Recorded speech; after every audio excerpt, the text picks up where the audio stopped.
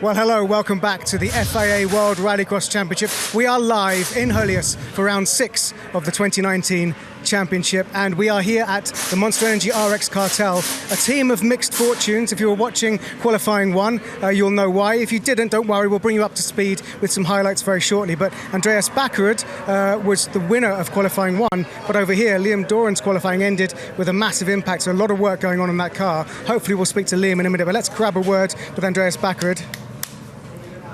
Good to see you, man. You too. Andreas, talk us through how tricky it was to keep a clear head through what was a chaotic qualifying 1. I would say, like, for the practice, we didn't have the speed we needed. Like, I think I was P14, 15. It's been super tight here, though. A very competitive field in the World Rallycross Championship this year, especially here in Hollis. Everyone would love to win.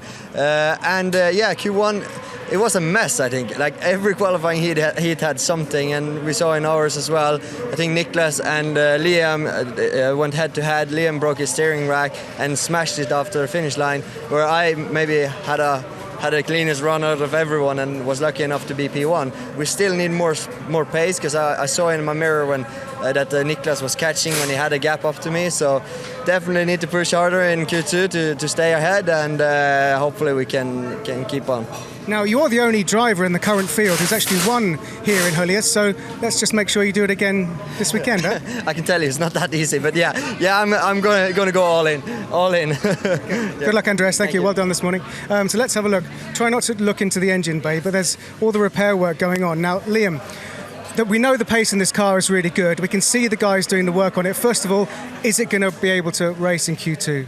Yeah, actually, it was quite superficial. Luckily, I was a little bit worried when I actually hit the wall, because it felt pretty bad. But it hasn't broken too much stuff, cross member and bumper and panel. So yeah, it's fixed now. So the team have done a great job to get it back together. We'll try again. Now, talk us through what happened. We can't show you the pictures, but we will see them on screen. So talk us through what happened. I had a bad start at the start of the race, sort of ruined it all for me, really. I had a bad start, I had a misfire on the launch, and lost the start from the inside, which was a shame. But made a good make-up, really got into the Joker early behind Andreas and put a good Joker lap together, and was right with Nitiss when he jokered. Could have done with being a little bit closer, so we didn't merge together. That then gave me a puncher. When I came together, Nitiss gave me a rear puncher, so he immediately got straight back past me. And then from there, I had to run the 1.5 laps with a puncher.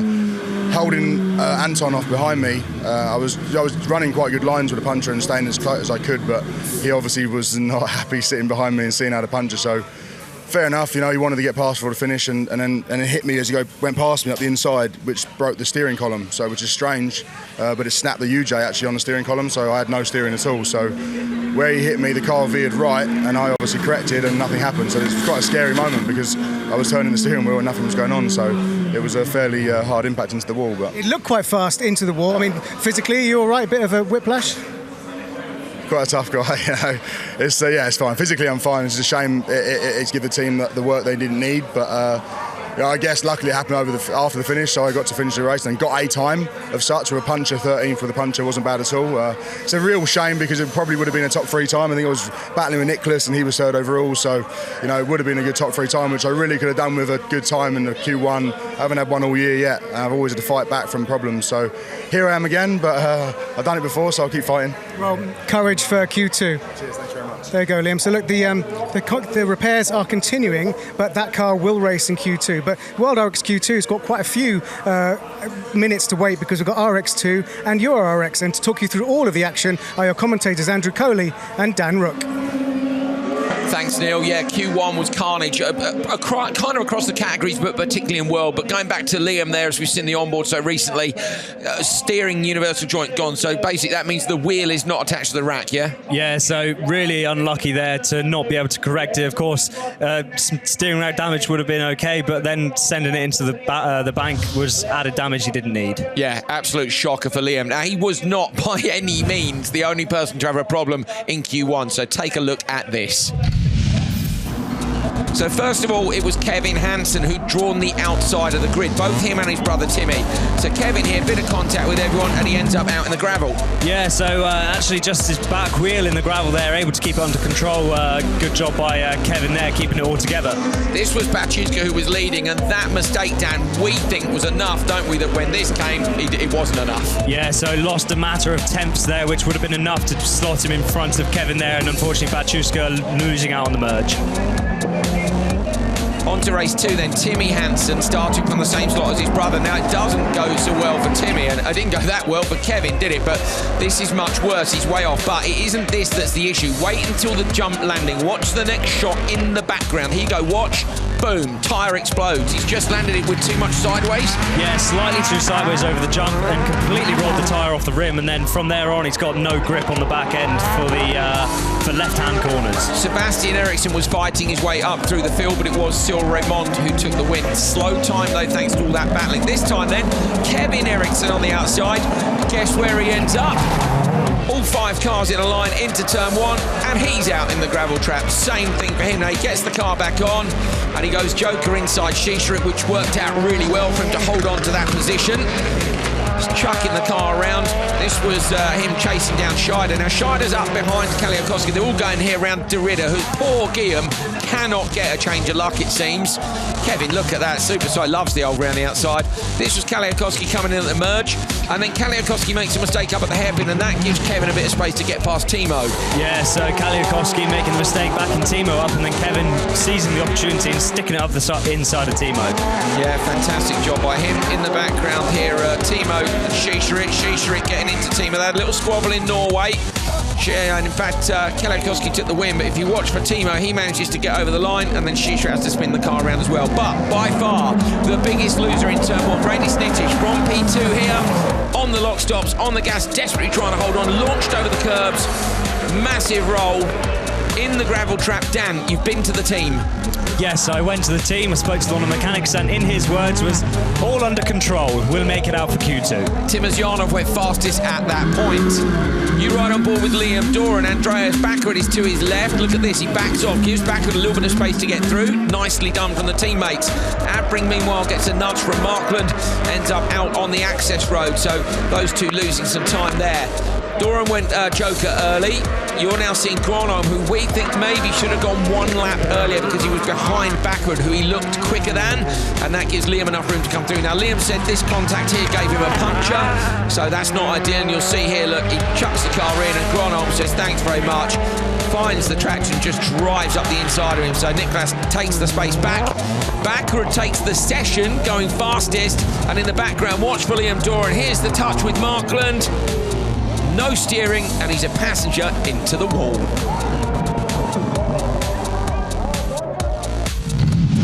So here's how they stand at the end of Q1. Andreas Bakkerud leads from Timazyanov and Niklas Gronholm. Kevin Hansen is 4th. Baumanis, Bachuska, Kaliakowski, Sabo, your top 8.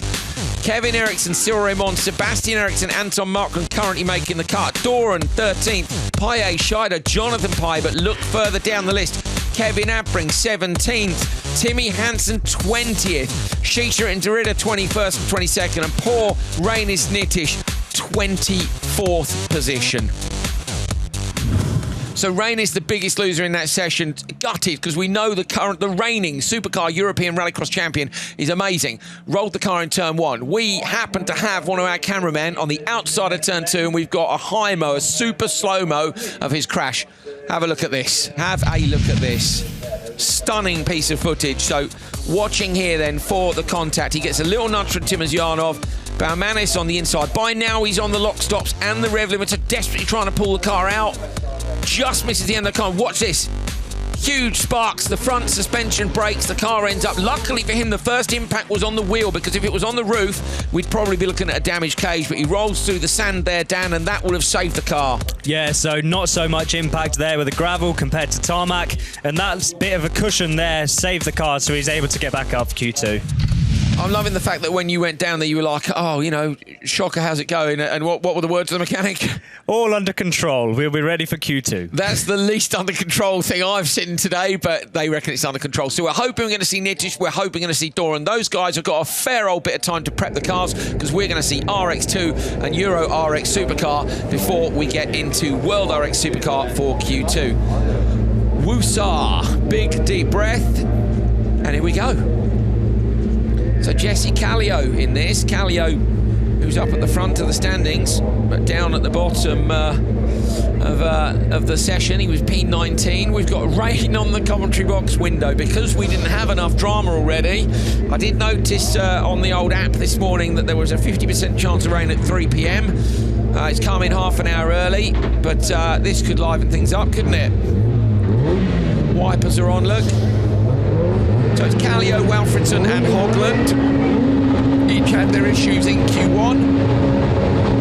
It's Kallio that has the most to lose here by not getting a good result, because I say he's second in the standings at the minute behind Oliver Eriksson. And it's Kallio who gets an absolutely brilliant start, runs everyone a little bit wide. Oh! Nicely done by Kallio.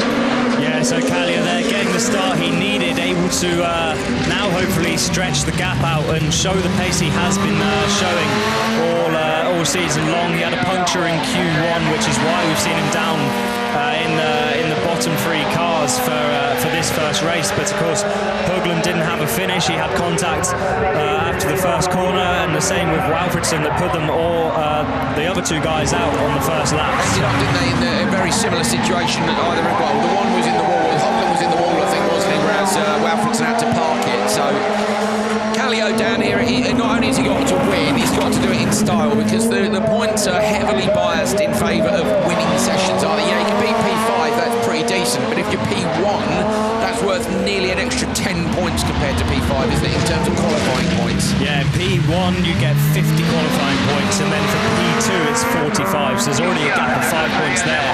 And then P3 is 42, so there's a gap back again from second to third, and then fourth is another gap of 2 points, and then from there it goes 1 point all the way down. So to get in the top three position really is what he's going to need, but ideally he wants to win.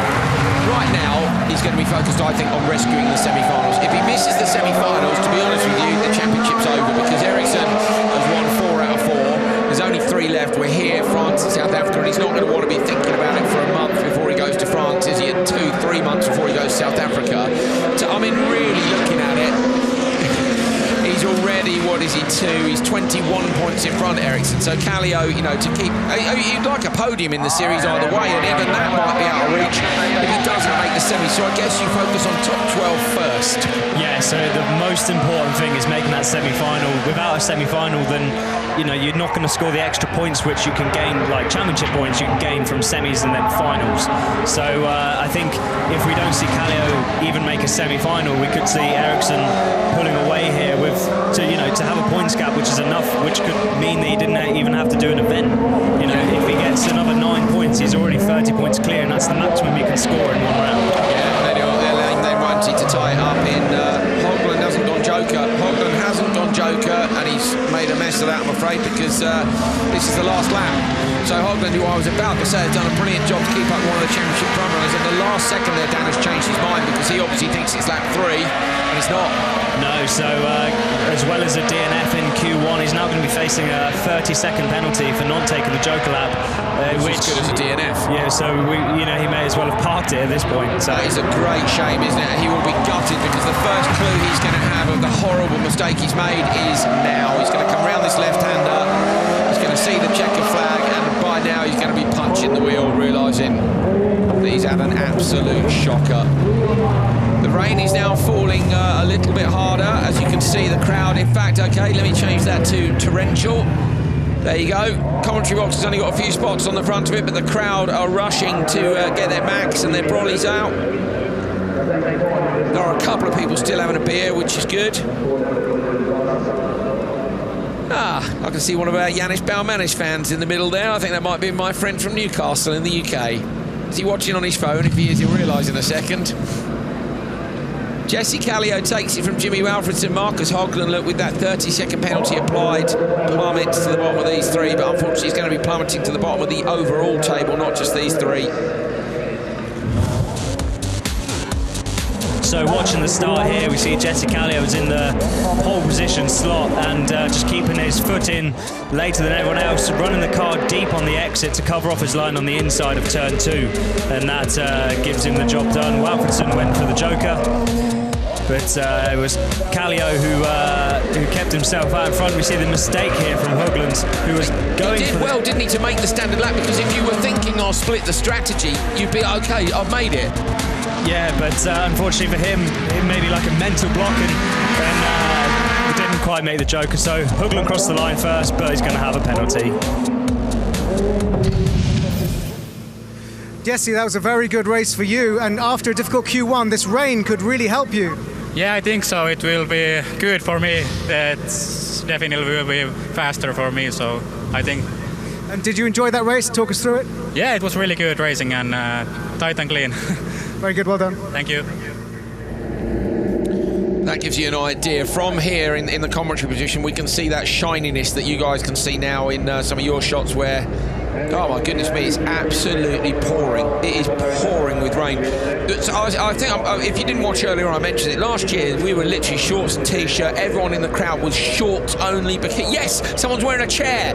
Get back to that shot of the crowd. There's a man wearing a chair, just like they were in Norway. He has a chair on his head. In the middle of your shot there it is, chair on the head. That's your Balmanis fan. It is, yes. There he is. Oh, chairs on the head everywhere. Brilliant. This is a trend for the World Rallycross Championship. Carry a bag on the head down the front there. Oh, you fans are the best. We need to get Alonso in on this trend, I think. Amazing. Wear a chair. Okay, that's it. That's the hashtag. Wear a chair. Wear a chair. Post a picture of yourself on your story at home. Tag FIA World RX in it. Wear a chair. It could be your sofa. We don't mind what kind of a chair you wear, but we want to see you wearing a chair. Hashtag wear a chair. Tag FIA World RX, and we'll see if our social media manager is kind enough to repost some of them. We'll be devastated if nobody does it. Wear a picnic table. That'd be a good one, wouldn't it, Dan? Wear the most obscure thing you can find. Has to be a chair, though. Wear a sofa. Yes, that's what I want to see. 3 people wearing a sofa in their lounge. Well, okay, so my producer's saying let's open it up. Wear what you want. I mean, these people are wearing tarpaulins. That's fine, but wear a chair's the hashtag. Oh, dear. Oh, no, mate, you're doing it wrong. You're sitting on the chair. That's not correct. That's upside down, that is. Yeah, it's upside down. He must be from Australia or something. We have got a recovery on track. Don't worry, we're not just playing with you. We do like to find interesting ways to fill the time. If you're an ARX viewer as well, you'll be aware of what has the director found in the crowd, which is our favourite game over there. Last time it was always dogs, except for one time when I was told it was baseball, but there was no bat. So it was actually just catch. There we go, blankets and tarpaulins, dude in the sunglasses at the back. Okay, I think we're ready to go. Cars are on the line. This one is Lars-Erik Haug, Alba Lavera and Morten Askland. Tell you right now, Kallio's won the session.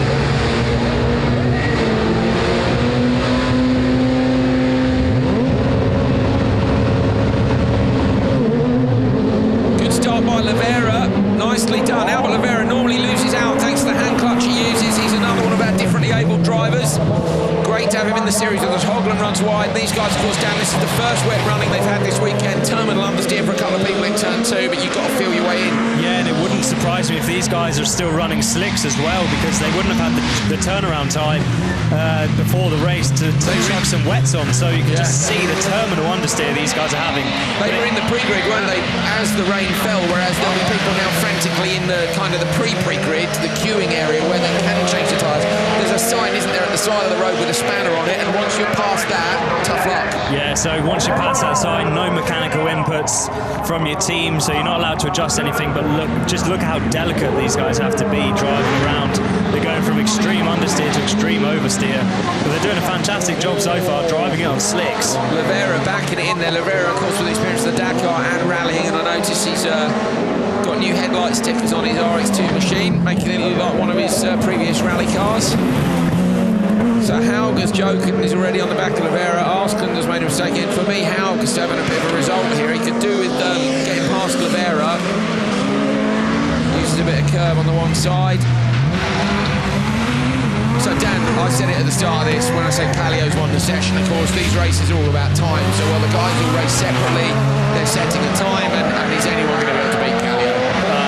I wouldn't have thought so unless we now have a freak amount of sunshine and the last race is going to be boiling hot. Haug's going to get underneath Oliveira here. No contact, luckily. Oliveira will slot back in on the line to find the grip. He does. Look at the spray. I mean, that's never going to dry in the space of what we got. We've only got 3 races. Oh, no, Oliveira's dropped it. Go on, lad. On the gas. Albert will be clunking it back into first. So Asklund out front. If I was Asklund, I'd be going Joker right now, Dan. Yeah, so he's going to have to get in and out whilst he's got the gap. And especially with it being wet as well, doing it on the penultimate lap gives you a chance to make up for a mistake you might possibly make in the Joker lap with it being in these slippery conditions. And easily done, wasn't it? Really easy done. In fact, it's a little bit like hell, isn't it, in that the Joker is gravel on entry, so you kind of got more consistent grip into the Joker than you have into the standard lap. Well, Albert Oliveira's got going again there, so that's good to see. Nice one. He's nearly going to be a lap down. As long as it's not a lap down, it won't be a DNF, but he will be disappointed with that, Albert. Just listen to the throttle inputs these guys are doing. They're hardly using any revs on the way out of the corner. You can see the gloves there of Asklund as he came around the right-hander before the jump. He was just touching the handbrake, ready to pick up from a mistake. Handbrake again there. See him hovering over it, can't you, with his right-handed hovering over the lever, waiting to pull it. He's going to take the flag. We've got one more last lap, sorry, yeah. Feels slow, doesn't it? Because it is. Yeah, so the lap times, what have we got? 11 seconds slower than Kallio. Kallio's loving it, isn't he, right now? So Kallio's P2 in the standings. He's had an absolute shocker in Q1. We're thinking he's not going to make the semis. We've got an entry of 21 cars, and he's now 11 seconds a lap faster thanks to a sudden change in weather. You know, he's won this session. He's kind of hoping now some people have even worse luck. Yeah, a few little offs. Yeah, which cost them even more positions because it's going to be so much more random. Yeah, and the most likely place we'll see that is off the start now with the even trickier conditions. We saw what happened in the World Rallycross in the dry, so with it being wet, it could change things up even more. Interesting what Bakkerud said, wasn't it? He said what we said, which is it was one of the worst sessions he's seen in terms of, I don't know, is it fair to say poor decision making? You know what I mean by that. It wasn't the most sensible driving we've seen, was it? No, definitely not. So Oliveira is still out there. He's got nearly 3/4 of a lap to go. Here he is. Go on, Albert. Feeling his way around now. Remember, he's feeling his way around with hand controls. So Albert has 2 rings on the steering wheel.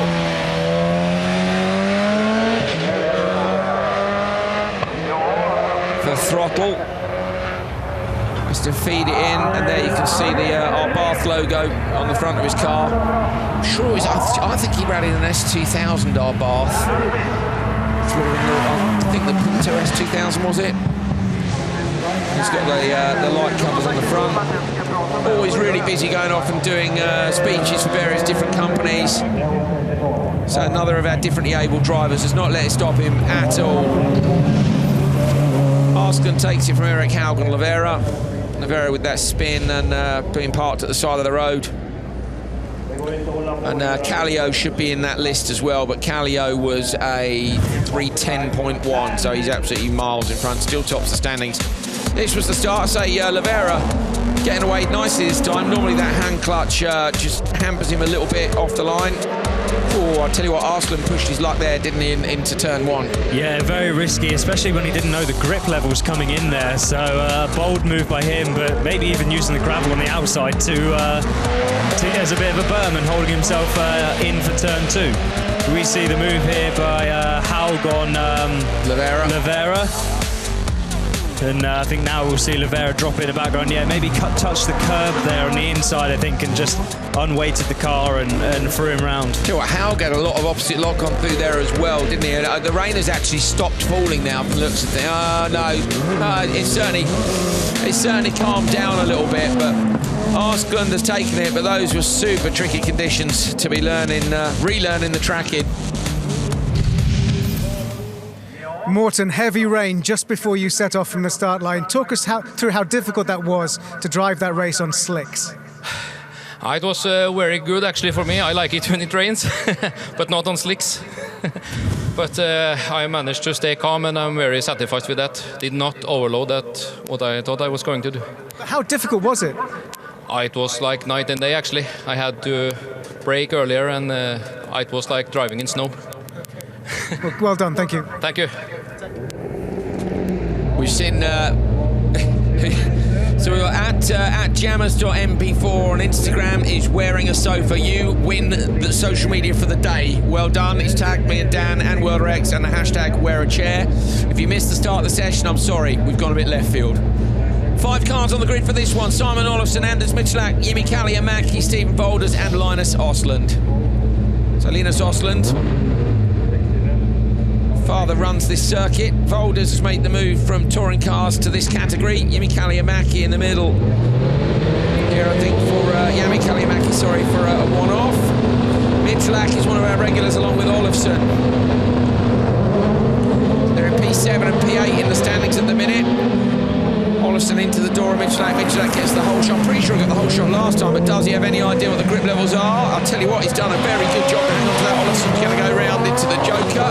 So Olofsson and Volders have gone Joker. Mitchelak leads on the standard lap. And look at the difference in lap time. The Joker's much quicker than, comparatively speaking, to the standard lap. Yeah, so that consistent grip level that we saw in Norway on damp gravel there for Olofsson, you can see he had quite a bit of control, even though he came in sideways into the Joker, really able to use his car control to effect and pitched himself really nicely into the Joker lap and had a good run out. The shininess has gone from the tarmac up at the top, but you can see how wet it is down before the jump there.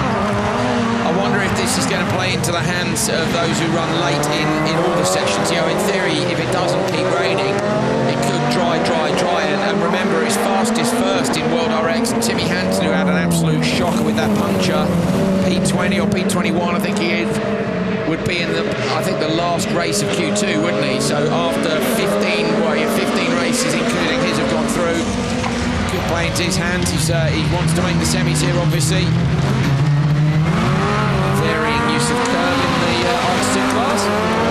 You can see the difference here between someone driving out on wet tyres. Ooh, big move there. Kalliomäki on the inside of Osland. Come on, guys.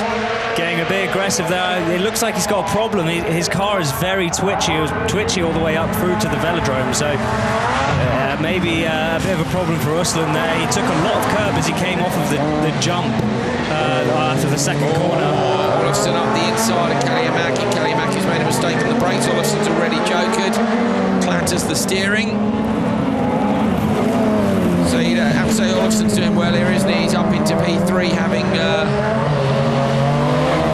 jokered already. Osland in front of him. So it's only, I think it's between Mitchelak and Olofsson. It just depends on the Joker time, because obviously it's different again now from what it was in the drive. But Olofsson's 3.7 back on Mitchelak as he goes for a move around the outside on the velodrome, and it works. So I think Osland may have a bit of a problem. You can see the car doesn't seem to be very well balanced. He seems to be moving around a lot, even in a straight line. So maybe a slight problem for Osland. But and it's a big problem for Osland now.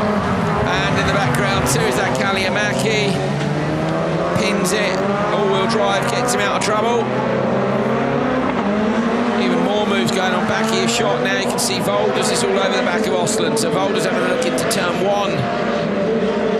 Joker for Mitchelak, look on the standard lap for Olofsson. I think Mitchelak's got enough here. He's on the loose now. He's going to shut the door, and he has. It's interesting seeing the difference between wet tyres and dry tyres. These guys are lapping actually roughly 4 seconds a lap faster than the guys that are out before on the slicks. So it just goes to show what the Cooper wet tyre does in the conditions like this. You think most of these would have had time to change? I think they would. Yeah, these guys would have definitely had the chance.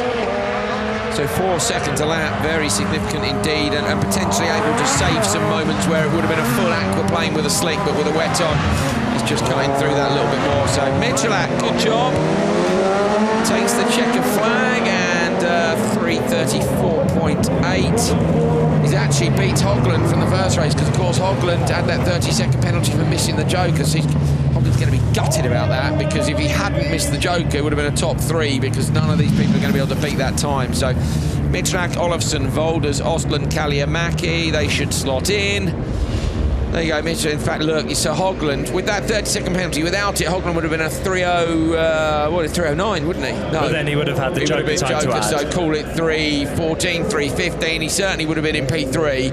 And Dan, unless, as you said, unless we have a sunshine miracle at Hollius, I mean, you know, stranger things have happened at Hollius. But he's not going to make it back up.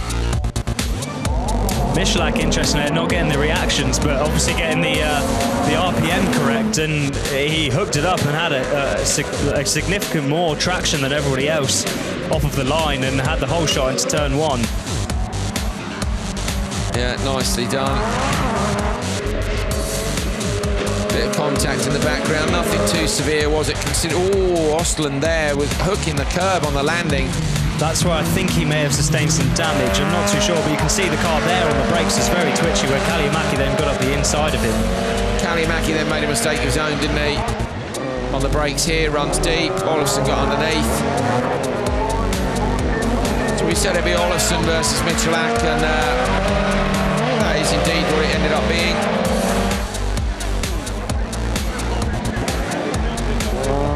Big moments from the guys a bit further back. Tidy merge though, Michalak in front of Olofsson. Job done. Vold was coming through for P3.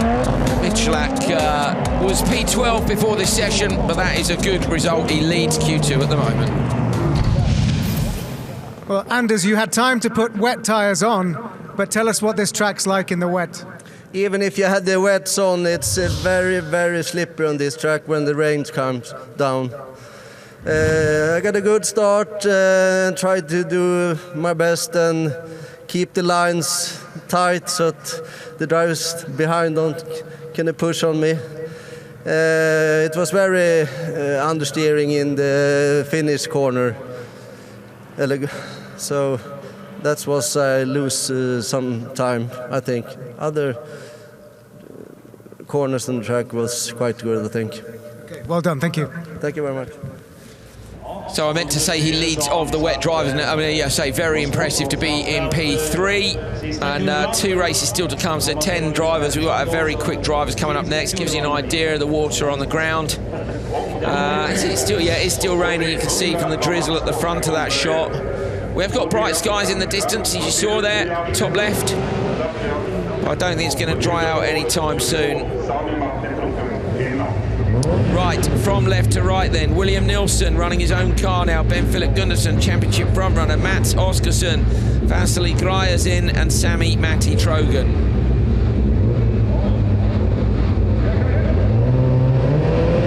So they're all going to go limiter? No, some of them haven't, have they? And you hear these cars on the limiter in the dry. Somebody's on it. Middle of the grid, bad start there. Oskarson's gone backwards. Nilsson's done well, but on the outside it's Sami Matti Trogan who's going for the move. Gundersen gives him a nudge. Trogan up and over the inside. That might have taken a tyre off a rim. We'll soon find out. Gundersen goes Joker. Sami Matti Trogan on the standard lap. Gryazin gets by. There's going to be a close merge in the background, and Nilsson has lost out. So Gundersen and Nilsson went Joker, and Gundersen is right up behind Gryazin, look, who hasn't Joker. I mean, that just goes to show you. I think right now, Dan, Joker on lap 4. I tell you what, Gundersen's being a bit forceful in this. I think the stewards might have a word. Yeah, for me, Gundersen was a bit aggressive there between turn 1 and 2. Really lent on Sami Matti Trogan, and then again right up the inside of Gryazin there and lent on him hard. Yeah, particularly the Sami Matti thing. You know, Sami Matti was around him on the outside, and I felt he turned into him. But I mean, it's not for us to decide. I'm just looking. Okay, we've got nothing on our screens at the moment, but we'll keep you updated as to what appears on the timing screens. Ben Philip has really closed up already, though. Only 1.3 back from Sami Matti, so maybe Ben Philip is a bit of a wet weather expert. Oskarson's gone Joker, but drops to the back of the pack. Yeah, Gryazin, look, he's now got to start looking out behind him because Nilsson is less than 3 off the back.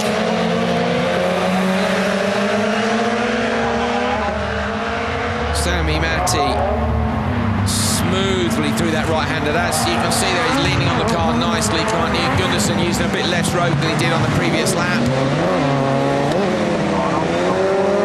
Well, they like to drive in the wet, Dan. You've done a ton of laps in it. Did you do much wet running or not? Yeah, I drove in.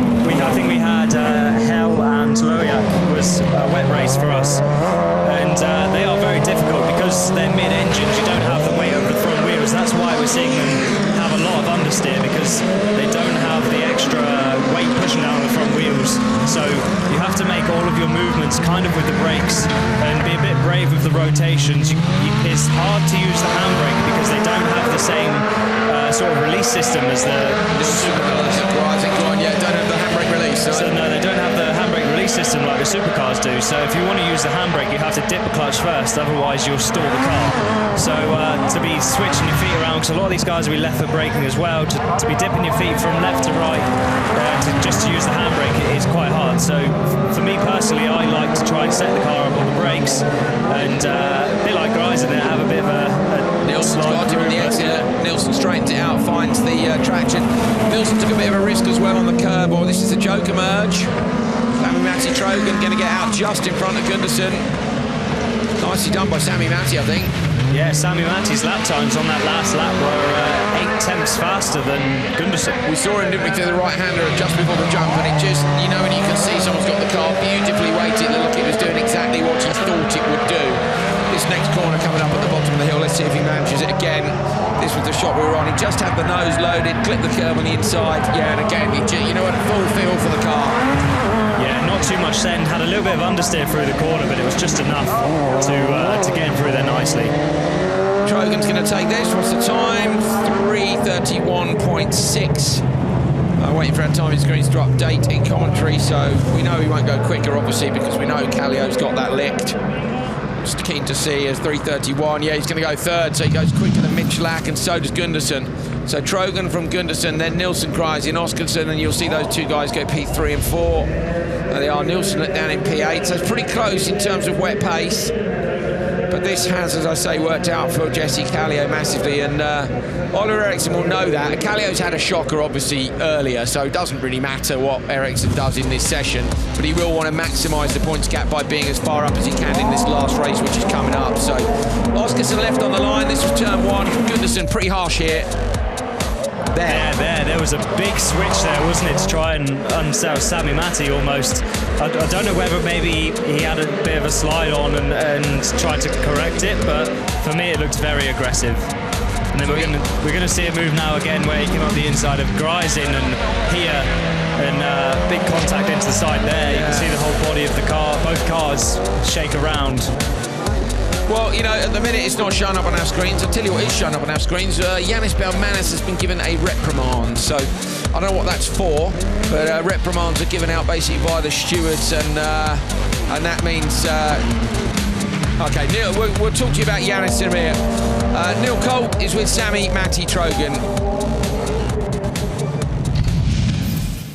Sami Matti, looks like that was difficult. Good race win, but you look like you enjoyed it. Yeah, I did enjoy it. It was a really good race for me, and yeah, let's see how I end up. Okay, thank you. Well done. Thank you.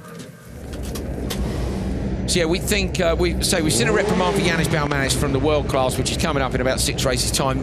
We think it's for contact, maybe in turn 1 with Nitiss, although we feel that really he couldn't have avoided Nitiss, could he? But we get all this information come up on our screens, and we try to give it to you when we get it. That's what we're seeing at the minute. We don't get why the decision has been made, just what it is. We will also see if anybody's under investigation. So I say we think Ben Philip Gundersen may be been a bit naughty. Who's that, number 36? Gerland Schiescher, 5-second penalty. So that will be for running through Scheider in the last corner, and that was after Schiescher wasn't particularly pleased with what he felt was rough treatment in turn 1 in Norway. So, you know, 5-second penalty for Schiescher. We've seen reprimand, I think, is harsh on Belmanis, but we need to see the decisions. So the stewards publish all their decisions on paperwork. We can get that on an online notice board. You know, it's all done very officially and very cleverly, but we just get these little messages pop up on the timing screen. You guys can get live timing at home. Head to the FIA World Rallycross Championship website and look for timing on there. You can get all the results on there as well, the same results that we use. There's PDFs of every session, every time, where everybody stands after every session. So you can keep up with all the scoring for yourselves. All the photographers out there with the wet weather gear on too. The umbrellas are still up, it is still raining. So this one then, Ollie Eriksson, championship leader, Fraser McConnell, his teammate, who's done very well here on his first outing, Martin Enland, Petter Leerholt and Stein Fredrik Akra. Eriksson is off to the side of his grid box. Has he got a good start? He has indeed, so is Fraser McConnell, though McConnell might come around the outside of him here. Ooh, it's going to be tight between them. Leerholt tries to find a way through. They're going to go standard lap. McConnell gets picked up in the rear. Oh, spin. So McConnell just about holds on to P2. Leerholt, though, is all over the back of him. Eriksson manages to get away. Dan, why did you... it's Enland that was spun around, so Enland goes back to the standard lap. And that's wise, actually, because he'd have to do a three-point turn to get in the Joker. Leerholt going to try and undercut McConnell on the exit. He's going to get him. That was a tidy move by Leerholt. McConnell try and hold on down the hill, will he? Good lad, keeps it lit. Representing Jamaica. Into the right-hander. Fraser was saying how cold it is here, and you think the rear wheel's damaged, don't you, Dan? I can see it too. The geometry on Fraser McConnell's car looks out, doesn't it? Rear right. Yeah, completely damaged. It's shown way too much camber, and well, you can see it there from short. The car's crabbing a little bit as well, so it's doing really well to hold on. You can see it there. It's really, massively. Really damaged, really bent from that turn one. One of the links bent on the suspension. Yeah, I would have said so. Maybe a wishbone or something. So Leerholt goes Joker now. McConnell, I think, will respond on the next lap to go back in. It's going to hurt his times, though, isn't it? Yeah, so McConnell there actually is doing really well to have not dropped it already. It's hard enough to drive there. Ooh, big sideways by him, but yeah, it's hard enough to drive these cars in the wet, let alone when the car is the back end's trying to overtake the front end in a straight line. Yeah. I say, he said it was a bit cold here. He's from Jamaica. You can imagine it's not cold and wet there very often. Didn't Fraser come over? He came over quite early in the year, didn't he? So we'll have experienced the cold. But, you know, we were all saying to him what a brilliant event Hollis was. It's all shorts and T-shirts and partying. And he sent a picture of the heater in the IMSC 10 on his Instagram story saying it was much needed. It was 4 degrees C on Thursday during the day. God, well, luckily we didn't experience that, did we? No, we arrived in the evening when it was a balmy 8 degrees. Super warm, wasn't it? Yeah. It was right in my sauna, which I left my sauna on. I went for a little run, a terrible run. I went for a little run, left the sauna on, came back, and it was 97 degrees Celsius. So I didn't go in it. I think I did it wrong. The Scandinavians already ripped me for that. Apparently, I do not have sauna expertise. Eriksson bumps it up on the transition to tar. Look at that. He runs a bit deep and wide. Still pushing, isn't he? What's his lap times like, Dan? Yeah, lap times, well, the lap before this one was a 50.7, but we've seen a few mistakes in this lap as he crosses with a 50.8, so he could well have been on for a faster lap if he hadn't had those mistakes. And the fastest of the wet weather runners was Sami Matti with a 50.9, so I wouldn't be surprised if we see Eriksson slotting in into P3 here to be the fastest of the wet weather runners. Stein Fredrik Akra has gone past McConnell. McConnell's going to have the Joker on this lap. So going to lose some time here, Fraser. But he's done well to get this car around with a bit of damage. I think he got collected hard in turn 2. We'll have a look in the replays. He's got a little bit of a go slow there, isn't he now? Yeah, maybe. Drive shaft potentially. Yeah, so Eriksson. God, lad. Big send, but actually the gravel helping him out there, finding the grip. Round the final left then, Ollie Eriksson going to take the checker flag. 20 seconds off the pace of Kallio, but that is enough for him to go fastest of the wet weather runners by a couple of seconds ahead of Jimmy Walfredson. Sorry, ahead of Sami Matti Trogan. Yeah, so he goes into P3. Very well done. Fraser McConnell gets that damaged car home. Well done, Fraser.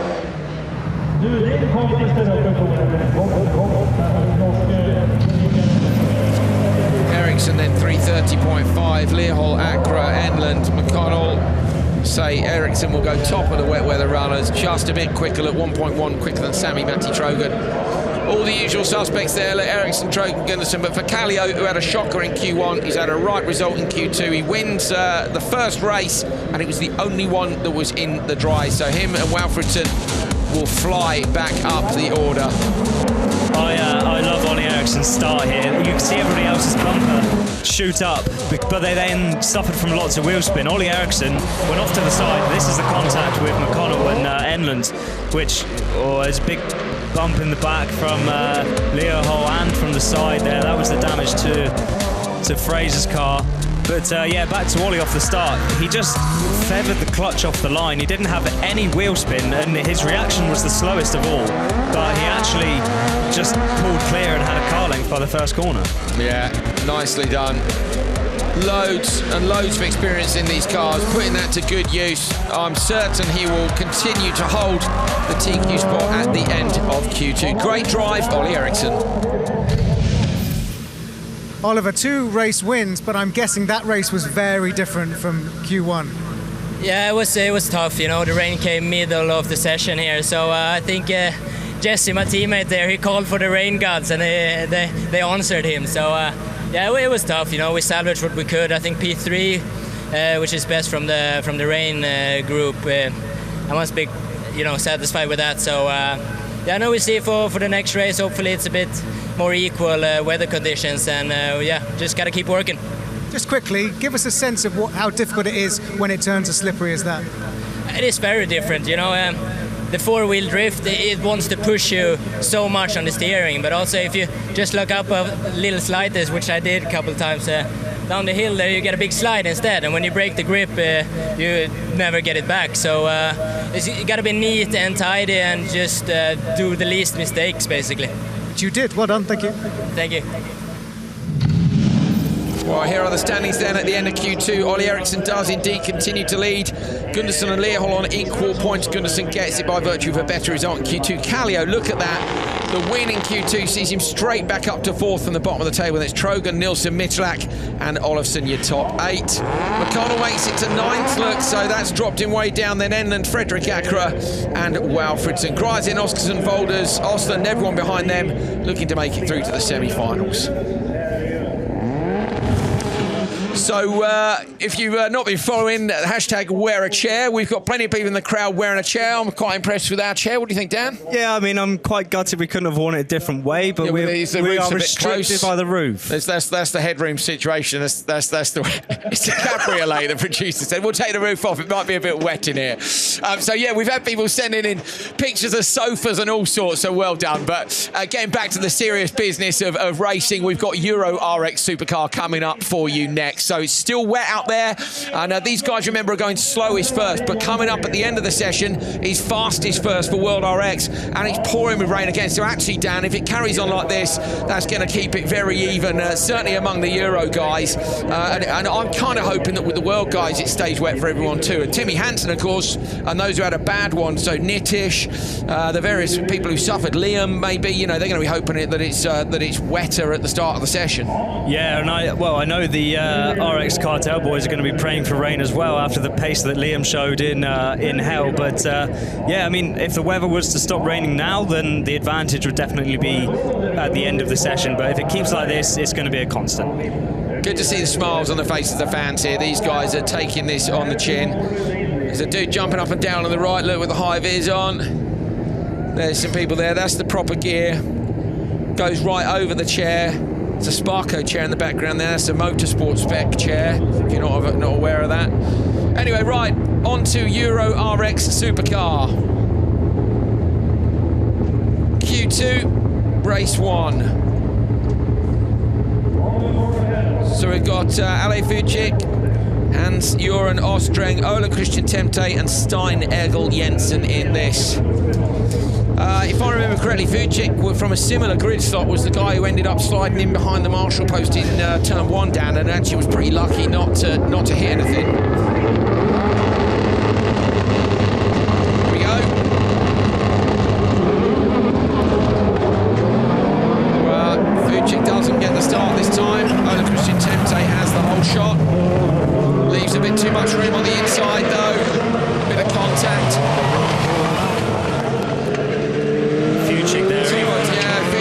Ends up, having not got the start, ends up with the whole shot.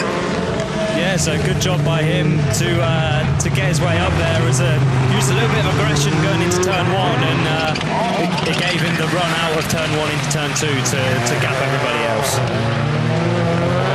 Christian Tempt having a look up the inside in the C4. Good to see that back out. It's he only joined us in Norway. He was keen to get back into World Rallycross action. Nearly retired over the winter. Decided to continue. Unfortunately, it doesn't look like he's going to be continuing this one. So, has he made a mistake or has he got a problem? Looks like he's got a problem to me, Dan. Yeah, the car's looking very twitchy and nearly going around. Just using the full drive system there to keep him in check. As Ostring is doing some weight reduction as he goes around. He's just lost a wing as he goes through turn 1. Ostring trying to do a bit of weight reduction on Vucic as well, because it looked to me like he was a bit keen on the brakes into the first corner. Now either he's very, very fast, which I have to say, considering he's joking caught up already, is probably the case, or potentially maybe locked it up on the way, but either way he didn't collect Vucic. Vucic with the send, go on, yes! Drift star around the outside. Ostring says thank you very much, I'll go up the inside. Cheers. Running a little bit of extra aero there as well, as we see the front wing hanging off the front of the car. Maybe that could be playing into the hands of him too. Yeah, it could be, yeah. Just forcing the water out wide. Of course we are joking. Vucic, look at that. Dan, that gives you a good idea of just how wet and slippery it is. You know, like they're still struggling to figure out just what it is in each corner. Yeah, I mean, when you look at this section of the track compared to the velodrome, it looks like it's a different day. The velodrome doesn't seem to have as much standing water on as this part, and and then you've got all of the gravel, and then where the gravel's run onto the tarmac. Every single section of track is variable grip levels. You can see here, you don't have that same shine as we do at the start of the lap, so grip levels here will probably be a bit more. Got to feel your way around every time. Well, the rallycross tracks change every lap anyway, don't they, in the dry? But chuck that into the wet, and I say, you know, really the gravel bits are potentially the more consistent. Then the dirt gets dragged onto the tarmac in addition to the rain. Look at that again, and you can hear there where he's completely backed off the throttle, but he's still got understeer thanks to the anti-lag. Yeah, so anti-lag pushing him on there. I'm sure they would have turned the settings down on that because they don't want it to be quite as punchy in these conditions. It can snap back and hurt you there, so you can hear the turbo lag, and actually as he comes out some of the corners he'll be short shifting, trying to kill the boost to find the grip, and especially when it's torrential rain, you keep feeding the car gears and keeping the RPM as low as possible just to get the grip rather than the RPM. Dan, of course, a previous British Supercar champion, if you weren't aware. So not only was he runner-up in the RX2 International Series a couple of years ago, he was Supercar champion too, so experience of both categories. And prior to that, he drove a front-wheel drive, so he's quite handy, as well as spotting things like bollards and punctures from 100 yards. Hawkeye strikes again. Ostring's going to strike again in this one. Check the flag. Nice drift over the line. 3:34.6, yes, ended up being close to 14-16 seconds. Oh, there we go. Quick look at a view of the lineup for this session. Thanks, Andrew Oates.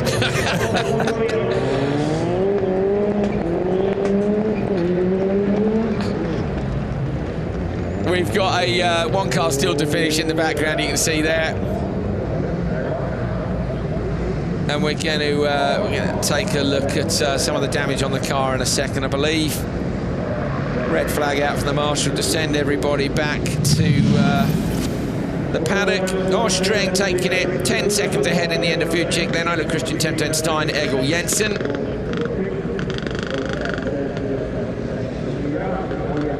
Let's take a look at... oh, OK. Neil's got our man.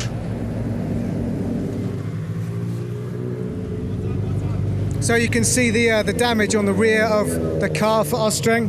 Here we go, let's see if we can get into Hans Joren. Hans Joren, a good race win, but there's a lot of damage to the car and smoke in the car. One more time. There's a lot of damage to the rear left, but you managed to win nonetheless. No power steering in three laps, so I'm struggling a lot. And there's smoke in the car, but I think that's just from the rear left tyre. We have in the Q1 we have big fire inside the cockpit and the engine room, so we have worked a lot. So big thank you to my team. We have a fire again. You have to back off.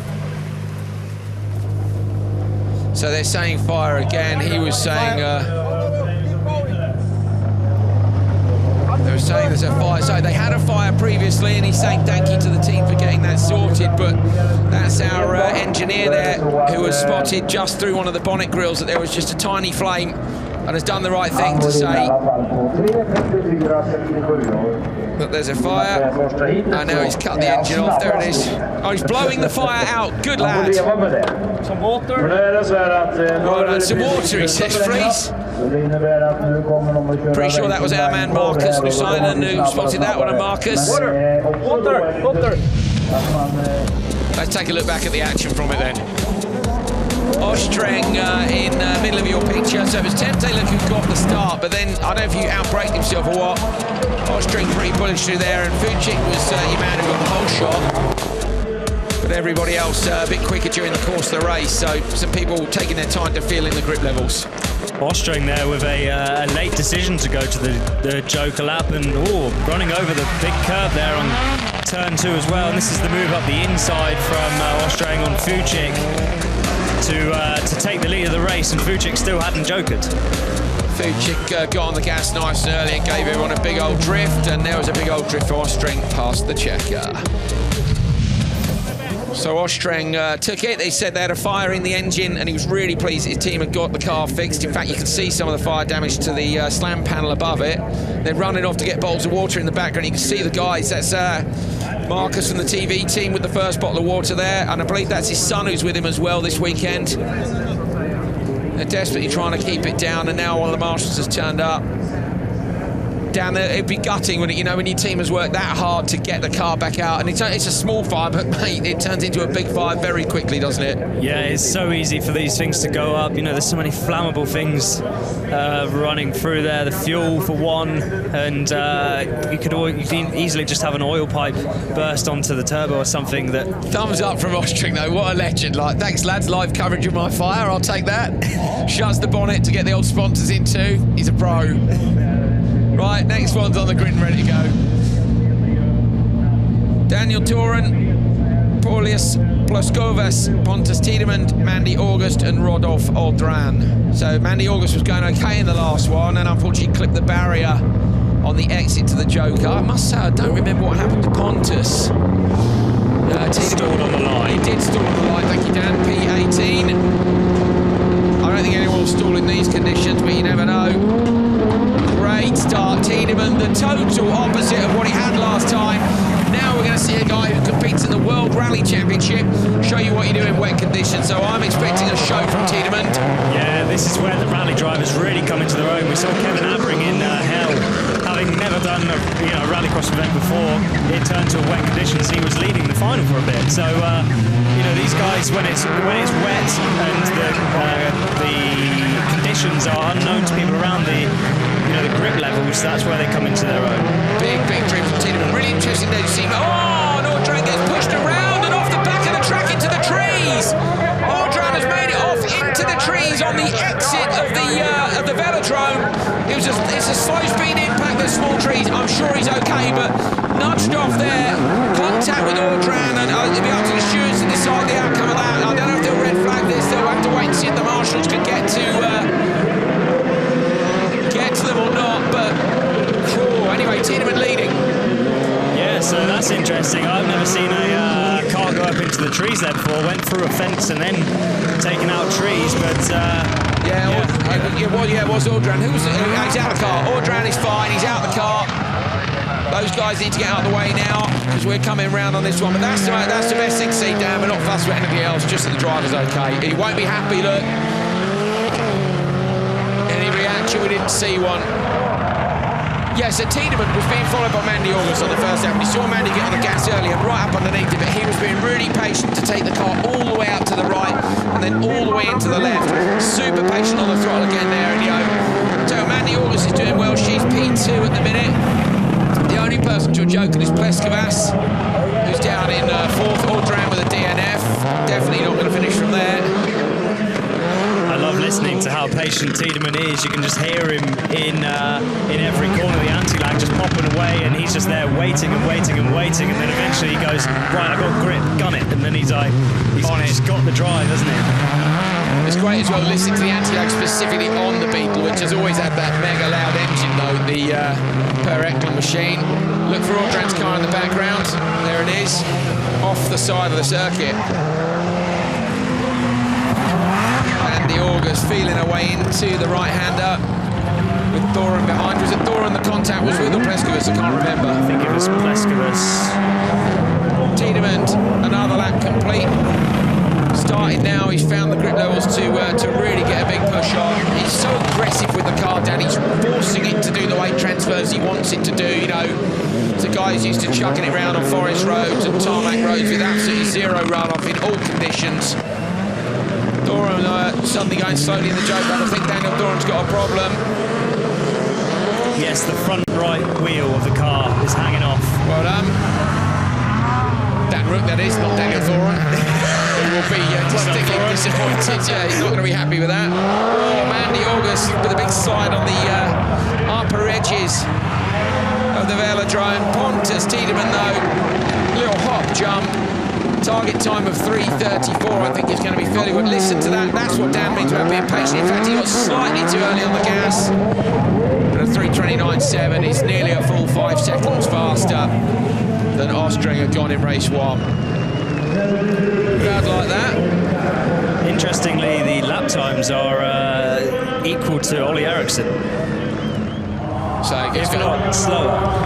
Goes show you how good Ericsson is, doesn't it? And also RX2 cars in the wet. I mean, you said they're quite tricky, but I mean, if you're on top of it, they're quick through the joke here anyway. What would you expect in wet conditions in terms of a comparison to supercar? I mean, they've got that bit less power, so they don't have the wheel spin that they do, and they're a bit lighter as well, so able to be a bit more nimble through the technical sections. So this one is going to take a couple of minutes to get. Shall we find some chairs? I'm sure we will.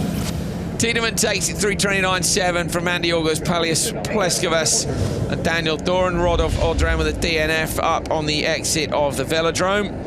Ostring, look, he's... well, Tidemand is 5 seconds quicker than Ostring, but August and Pleskowicz slotting in third and fourth. Neil's got Pontus Tidemand. Pontus, a great race win there.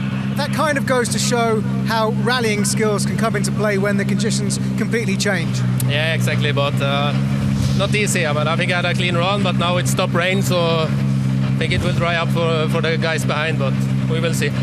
Well done, though. It was good. Thank you.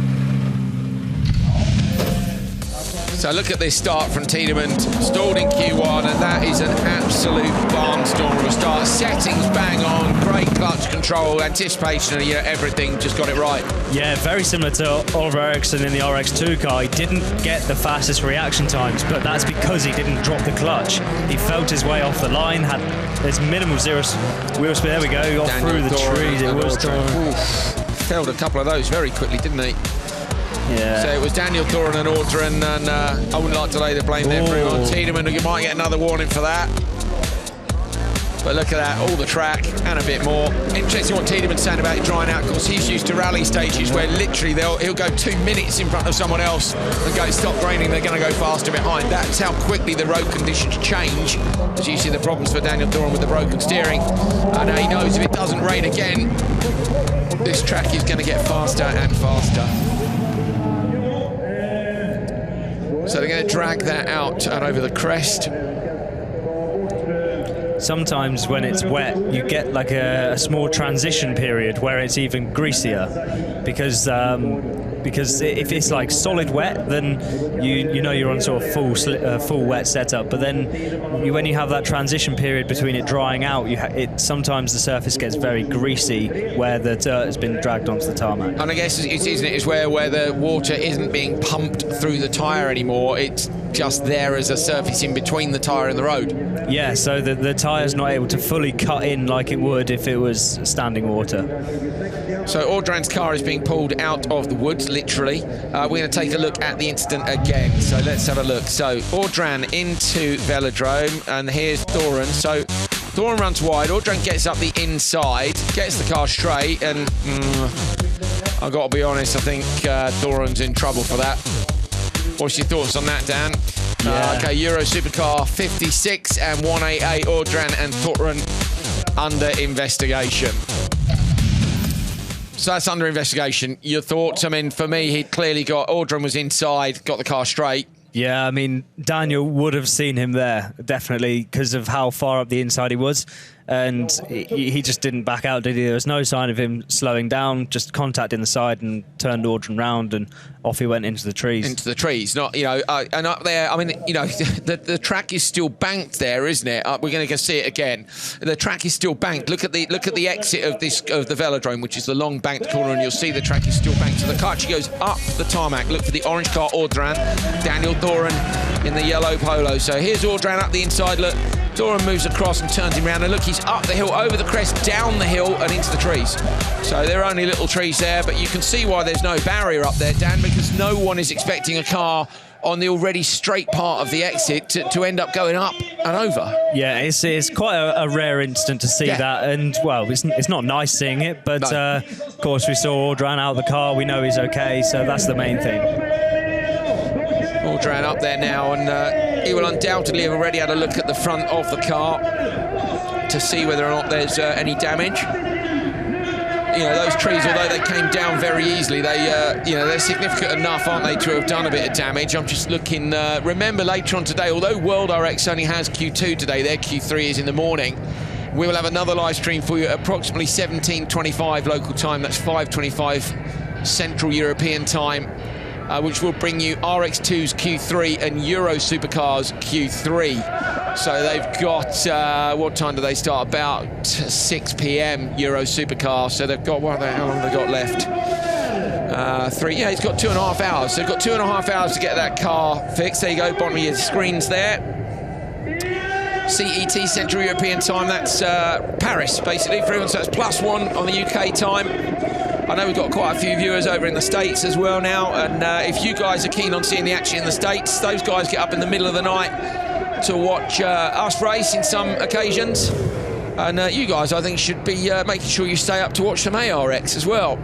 ARX next weekend coming from Gateway, St. Louis, Worldwide Technology racetrack there, recently renamed with a title sponsor. We're going to be having a double header of ARX and ARX2, so they'll do 3 qualifiers, semis and a final both days. That'll be myself and Bucky Lasek with James Rimmer reporting. We had good fun last time. The factory Subarus over there. Scott Speed did the business and won round 1. Tanner Faust took the TQ but missed the podium. Great debut for Travis Peacoy as Steve Arpin's teammate. That was at Lowenbro Racing there, using Fiestas with the old Ford Focus RS, running gears squeezed underneath, a great feat of engineering. So, got ARX2 over there. If you're a big fan of RX2, Fraser McConnell currently leads the standings in the States. You need to watch ARX next weekend, live from St. Louis, every session on YouTube and Facebook. We hope you will join us. Quite the week of Rallycross for me. Looking forward to heading to somewhere I've never been to St. Louis, but a brand new Rallycross track as well. Be good fun. These guys are having good fun. Yeah, beer in hand. Yeah, beer makes it better. So beer solves your problems, I believe, is the T-shirt, isn't it? Something like that. Until the morning. That's, whereabouts is that? That's over to our left. Yes. Yeah, it's VIP grandstands over there. You can see us in the background, just. Can indeed. That looks like, is that Ikonen? Ikonen, yep. Yeah, Ikonen pulling up to the line. So they're loading the grid for the next one, so we must be pretty happy with the clear up of Doran and co. Practice launch down is downhill here, which is not much use, is it? You can see in the background here, so Moser is about to take his in the 50 car, watch this. So have to do it between 2 white lines. You can actually see his rear wheels are on the one, and he's going to go forward to the other one. Then we've got Barbosa about to come in. Here he goes. But when it's downhill like that, it doesn't give you any useful data, does it? And plus, the starting grid's been resurfaced. No, so sometimes you'd want to use the dummy launch to try and guess or judge your RPM you need for the start. And in this case, where it's downhill and then you're changing surfaces, the data's kind of irrelevant. So if anything, they're going to be trying to put a little bit of surface heat into the tyres.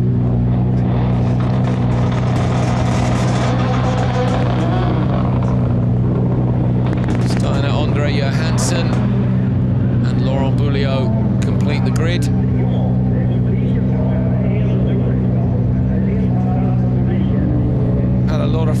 drivers in World Rallycross over the years.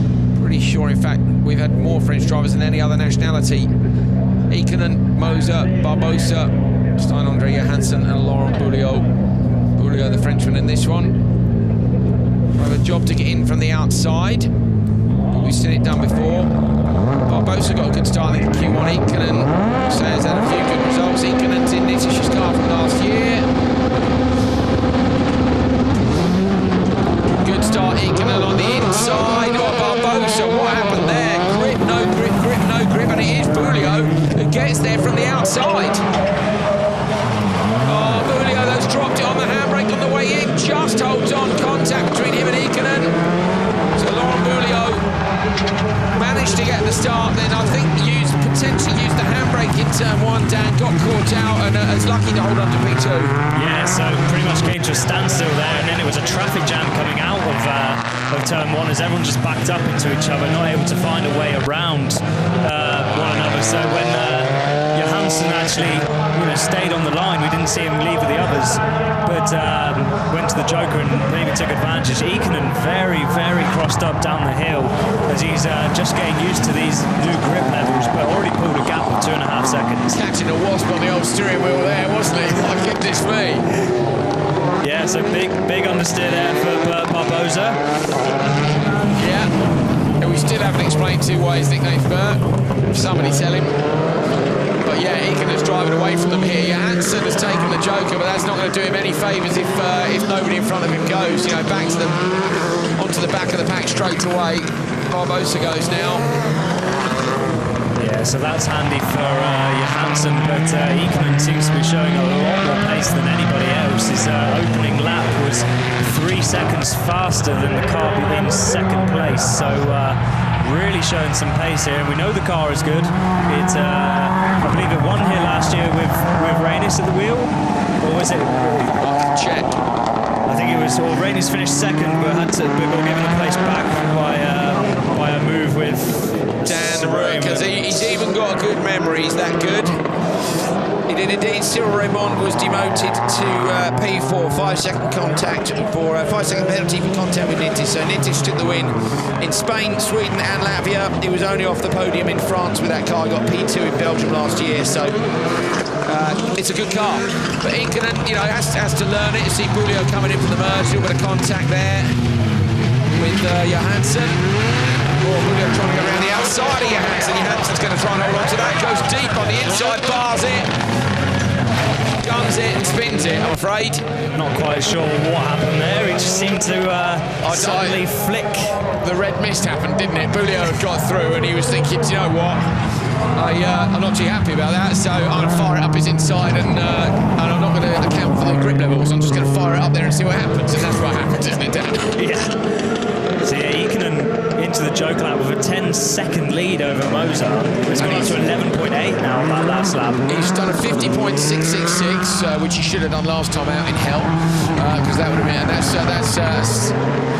very similar time to Pontus Tidemand. Tidemand from a second penalty. Track markers. There you go.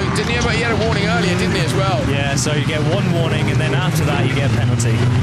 So there we go, plus 5 seconds to Tidemand. That means Ostreng leads the session, but Ikonen is doing the same sort of lap times Tidemand was, so should go a good 5 seconds quicker. We're looking to go under 3:30 here for Ikonen.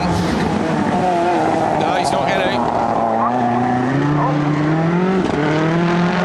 So our time, bottom corner there of 3:29, that was Tidemand's time.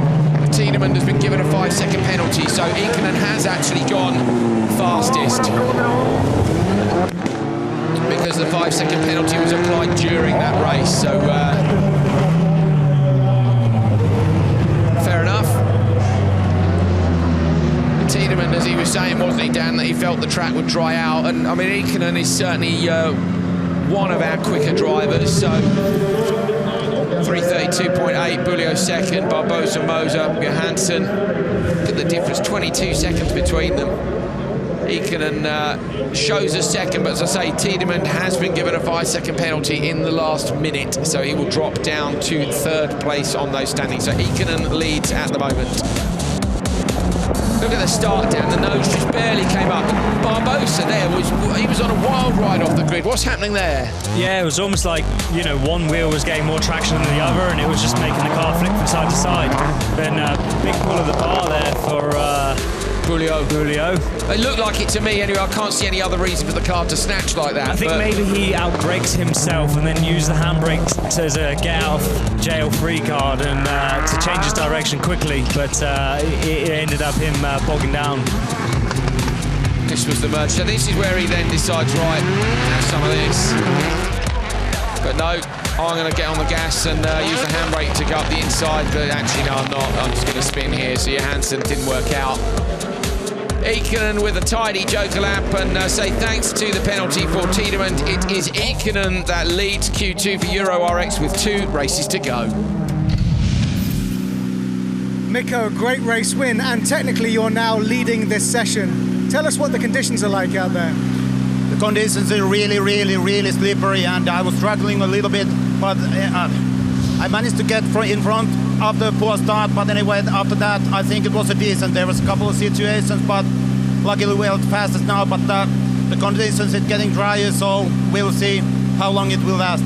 Okay, well done, Kiitos. Yeah, thanks. Cars queuing up to slot into their grid positions. Andrea De Borg already in place. Sondre Evjen takes the launch.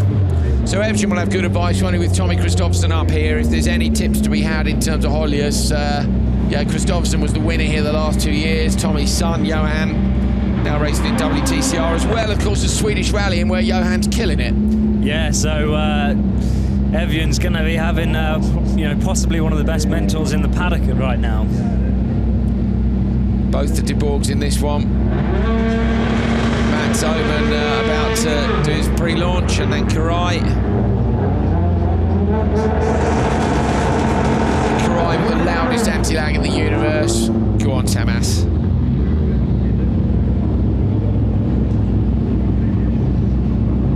Right, here we go then. Race 4, Q2 Euro RX from Holius.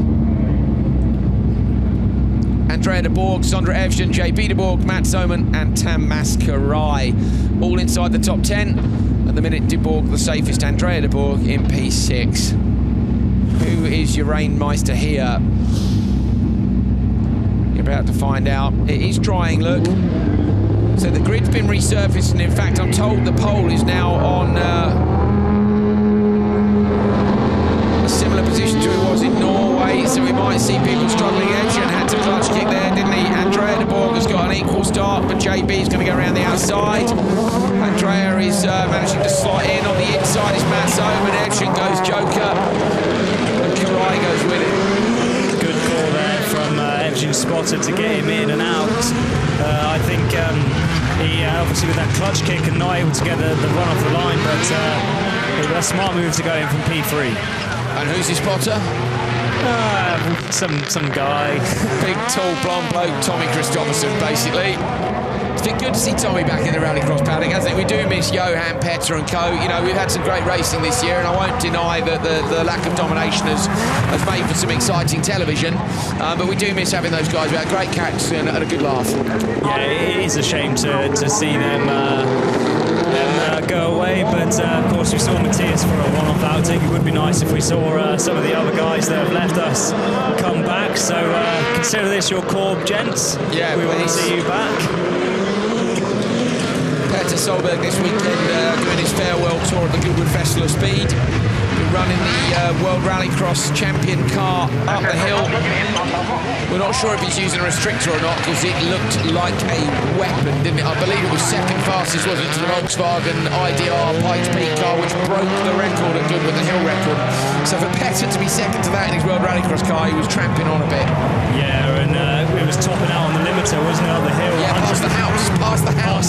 130 miles an hour. So bang on, .0. Evjen's in the background, sorry. He's off, yeah. So Evjen, he must have dropped that surely at the bottom of the hill, Dan. Yeah, I would have said maybe he got a bit crossed up as he came down to the higher speed parts of the track and maybe just dropped on the brakes. Good tactics from Andrea De Borg. He's got joker very early there and carried the speed past his brother on entry. So Andrea de Borg has given himself the best possible chance of beating his brother JB. Mats Oman's going to come out just in front of Tamas Karai, runs the curbs on the left. Karai gives him a big old hit. Come on, Tamas. Give it tidy, sunshine. Mats won't like that, and he's got to anchor it up there on the way in, and Karai will get him on the exit, get it straight, it's too much, Karai's got him.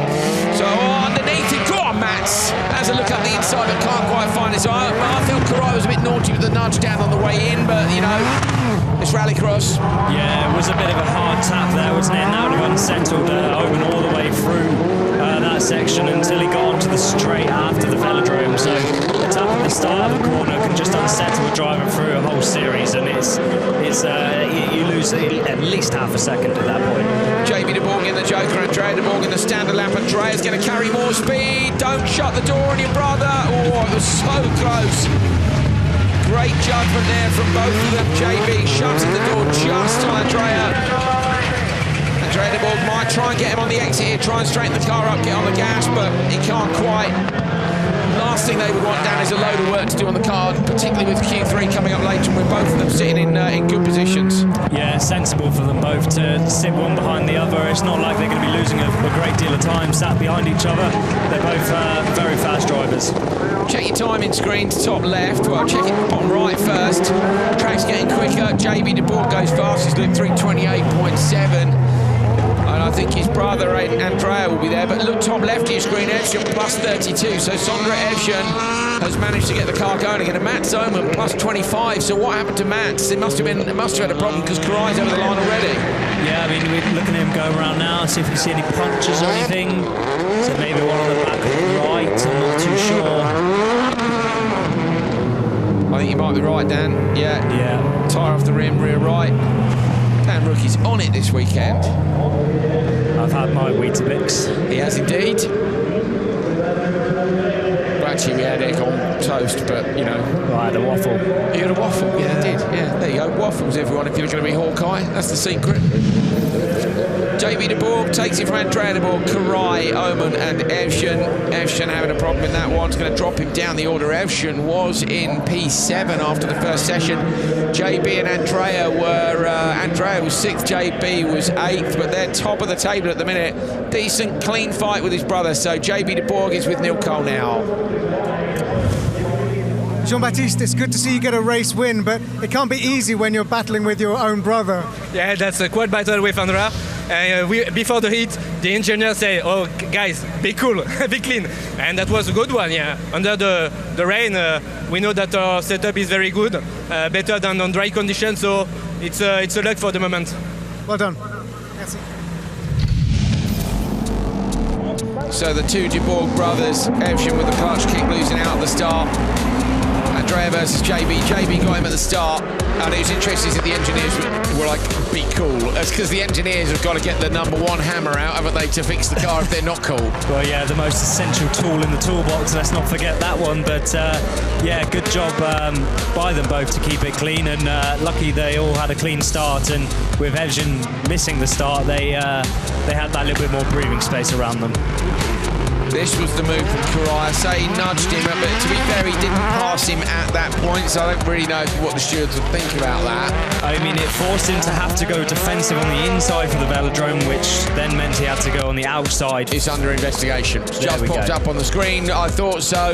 You know, I'm not saying I don't want to see any contact at all. Not at all. You know, I want to see a bit, but it's got to be door to door, hasn't it, Dan? It can't just be, oh, Nick, push you off and come past. See you later. Pushing past is, it just takes that little bit of skill element away, doesn't it? It makes it that little bit easier for everybody. De Borg from De Borg.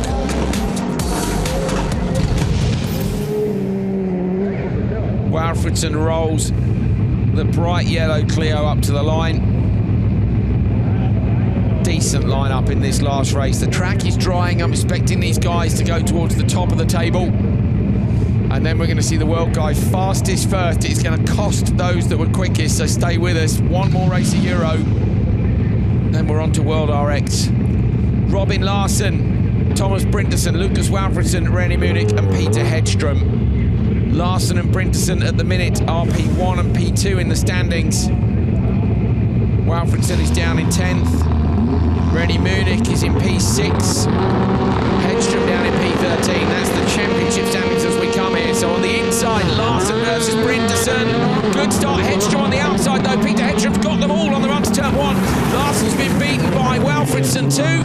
So Larsen, I think, will look to go Joker, but he doesn't. He slots in standard lap.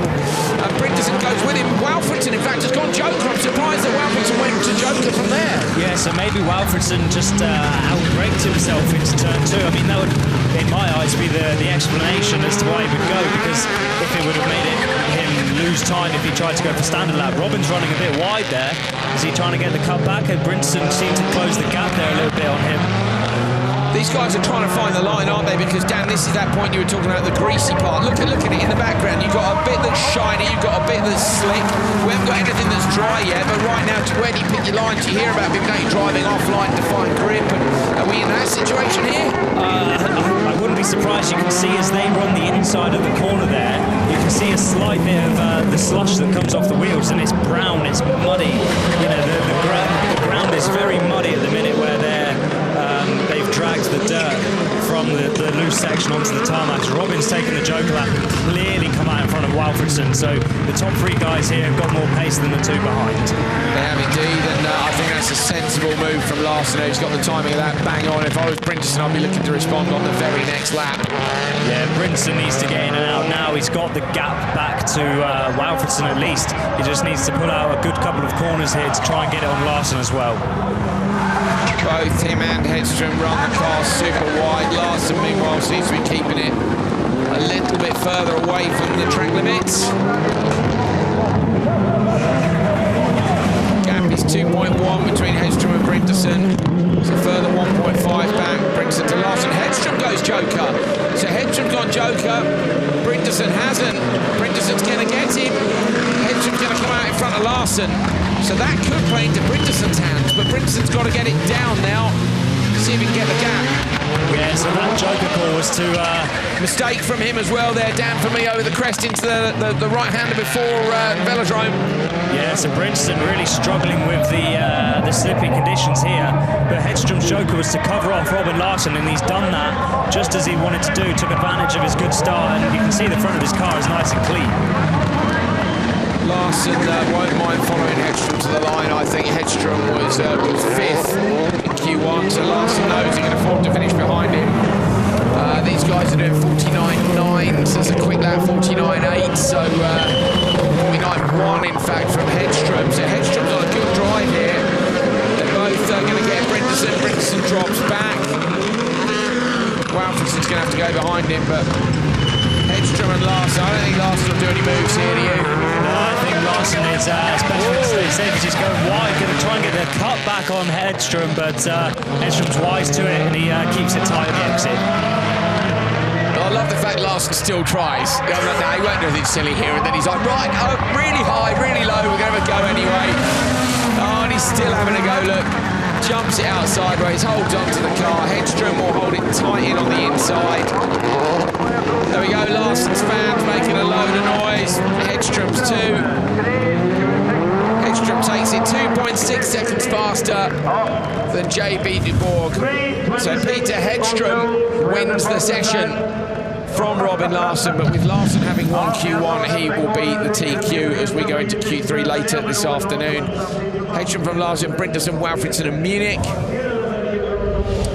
And there it is, the top 3 from that race going to the top 3 overall. JB Dubourg and Andrea Dubourg, who were in 6th and 8th overall, have had a great result there and will remain towards the top of the standings. Walfridsson, Munich and Ikonen look inside the top 8 for Q2. We'll have the standings after Q2 very shortly.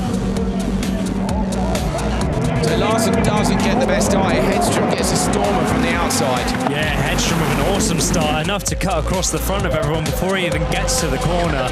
So that really played into his hands. See Walfridsson going straight onto the Joker lap there. Maybe he did misjudge his braking, I'm not too sure, but Hedstrom there showed pace all the way through the race, set the fastest lap of anyone by 7/10 actually to Larsen. So Hedstrom was the man of the moment for that race. Yeah, really very good indeed. Was here earlier in the year, of course, with Nordic Rallycross. Brinderson struggling a little bit in this one, but you know that's a relative term, still P3 in the race and P3 in the session. But it is Hedström who has taken the win overall in Q2. Peter, it must be good that the track is drying, but it still doesn't mean it's easy to post a time like that. Yeah, it's a difficult. It's very not so easy to drive in it. We have all time drive with good weather before. So, but we have a good setup. And I just tell you before, we have do something. We have something for this weekend, and I need to give the Solberg family big thanks to Peter and Oliver, who helped me for find the right thing for the car. So, yeah. Thank you.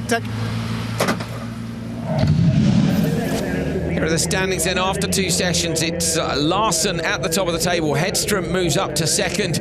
Brinterson is third. Then Walfridsson, Andrea de Boer, Randy Munich, JB de Boer, Mikko Ikonen is 8th. Karai, Tidemand, Mats Oman and Sondre Evjen. Despite Sondre Evjen's issues in that last one, he is inside the top 12. And behind that, then you can see how close it is. Look, 60 points, look, for the guys in 10th, 11th and 12th. 59 for 13th and 14th. Barbosa and Moser. 58, Pleskos and Bulio, all to play for. And they've got another session later this afternoon, so join us for that. So this is really interesting. The track is drying because the sun is out and the rain has stopped. And Dan, we've had the grids have flipped. Fastest to going first. What's it mean?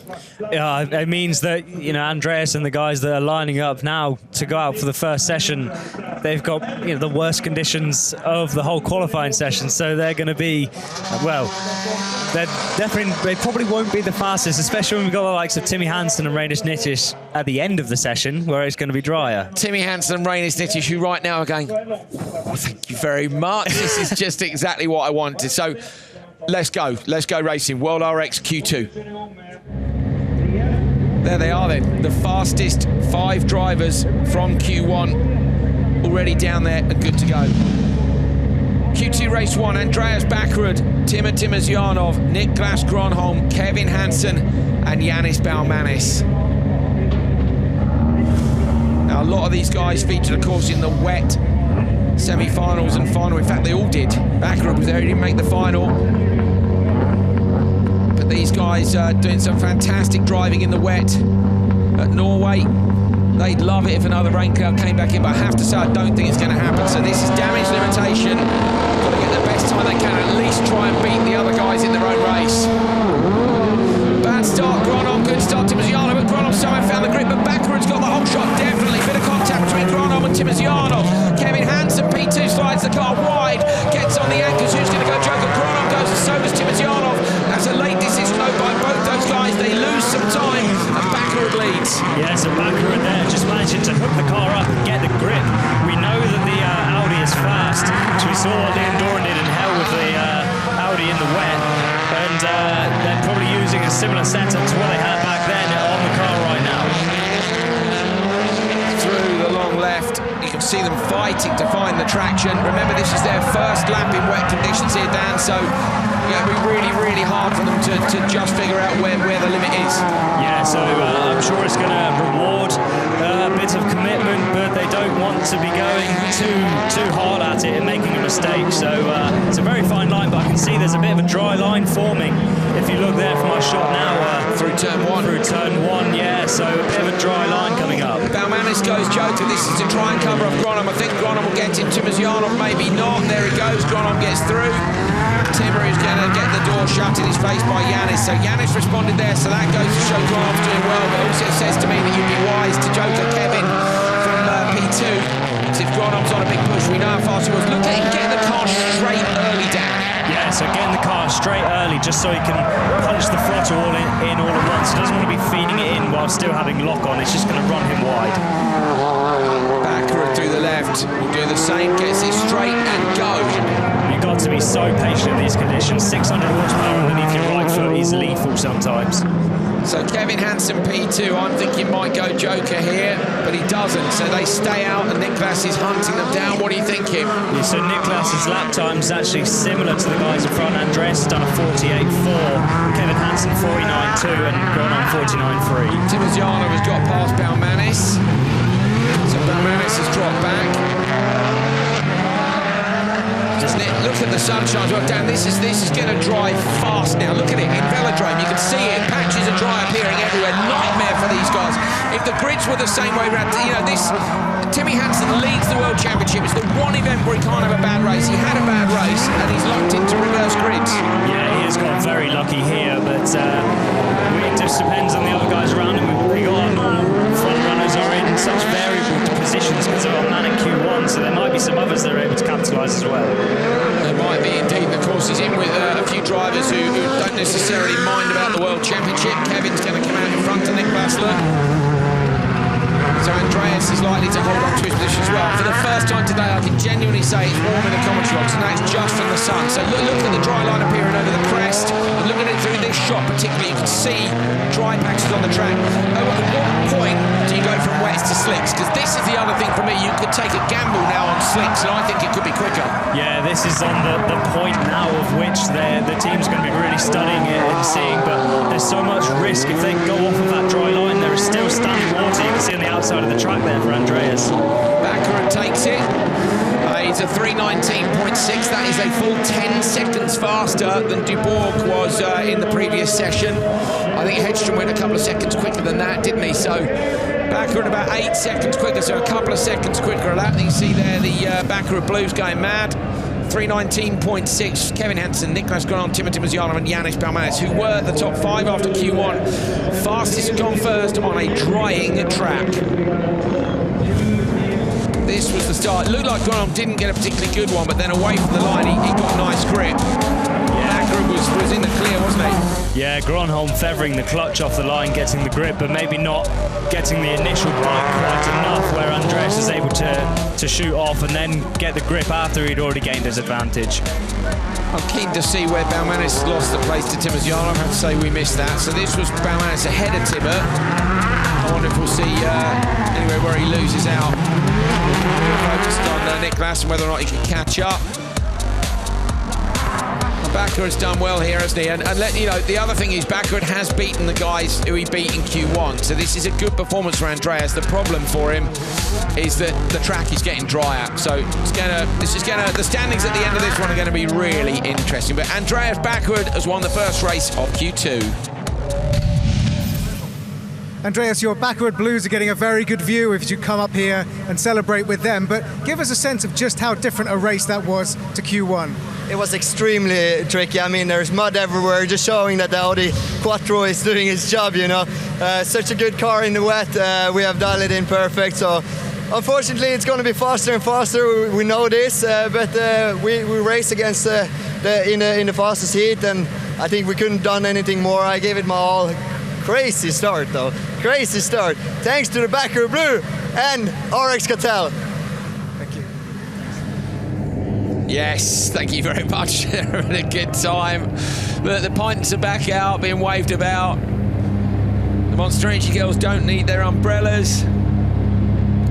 We got a couple more cars to load onto the grid. Here comes Sabo. So all these guys. Look in the background again, you can see even the pre-grid area is drying. Kevin Eriksson's in this one. Got a bit of tyre information for you as well in a moment. Sabo with a practice start. Waiting for Kevin and Cyril. Talk to you a bit about that car as well in a minute. Kevin Eriksson's car, the latest version of the OMSC Fiesta, the Mark 8. Cyril Raymond pulls up to the grid as well. Here we go then. Q2, race 2. Rokas Banchuska, Jiri Kaliakowski, Christian Sabo, Kevin Eriksson and Cyril Raymond. Cyril Raymond in 10th. And as I understand it, Cyril has gone with slicks. So we understand that the others have all gone with wets. Cyril Raymond is the first driver to gamble on slick tyres. Now, whether or not he can get it off the line and into turn 1 first is a different matter. Can he capitalise on that choice? And what will the grid levels be like? You're about to find out. He kicks the clutch twice, but still gets away okay. Bachuska's had a dreadful start. Sabo's got the whole shot, and Cyril Raymond, I'm afraid, has lost out in the run to the first corner. Is he going to go Joker? He does. He goes with Kevin Eriksson. Eriksson.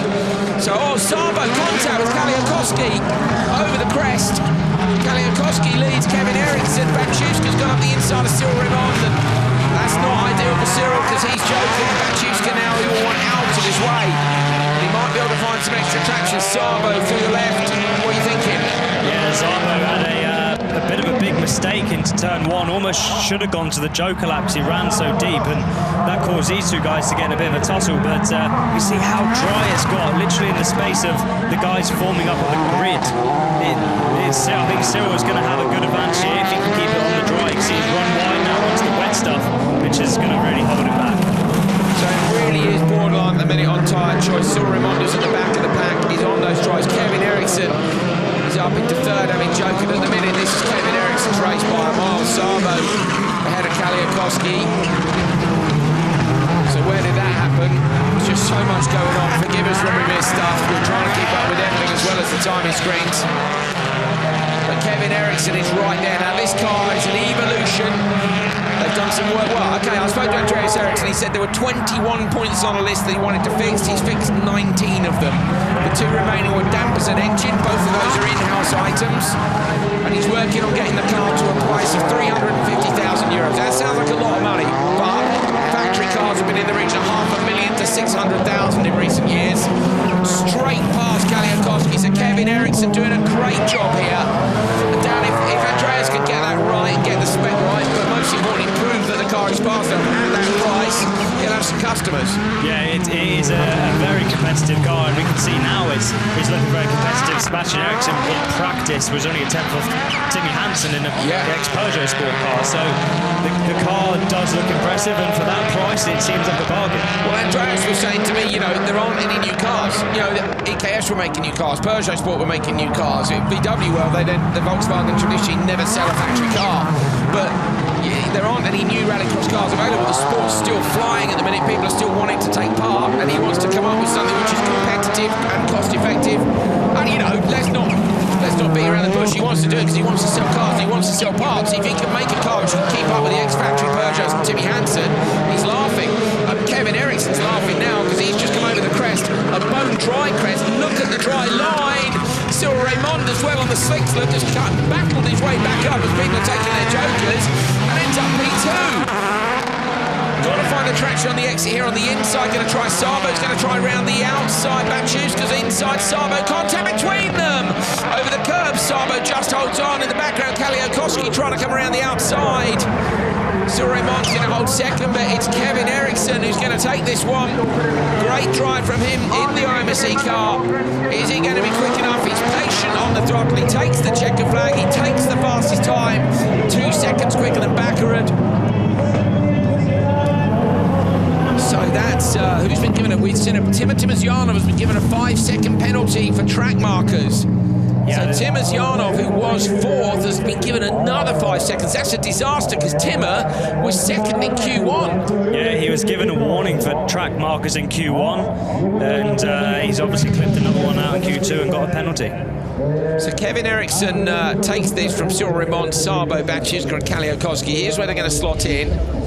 And Timazyanov, you can see, is not on that page, and that's because he's been given a 5-second penalty on top of finishing in P4 anyway, so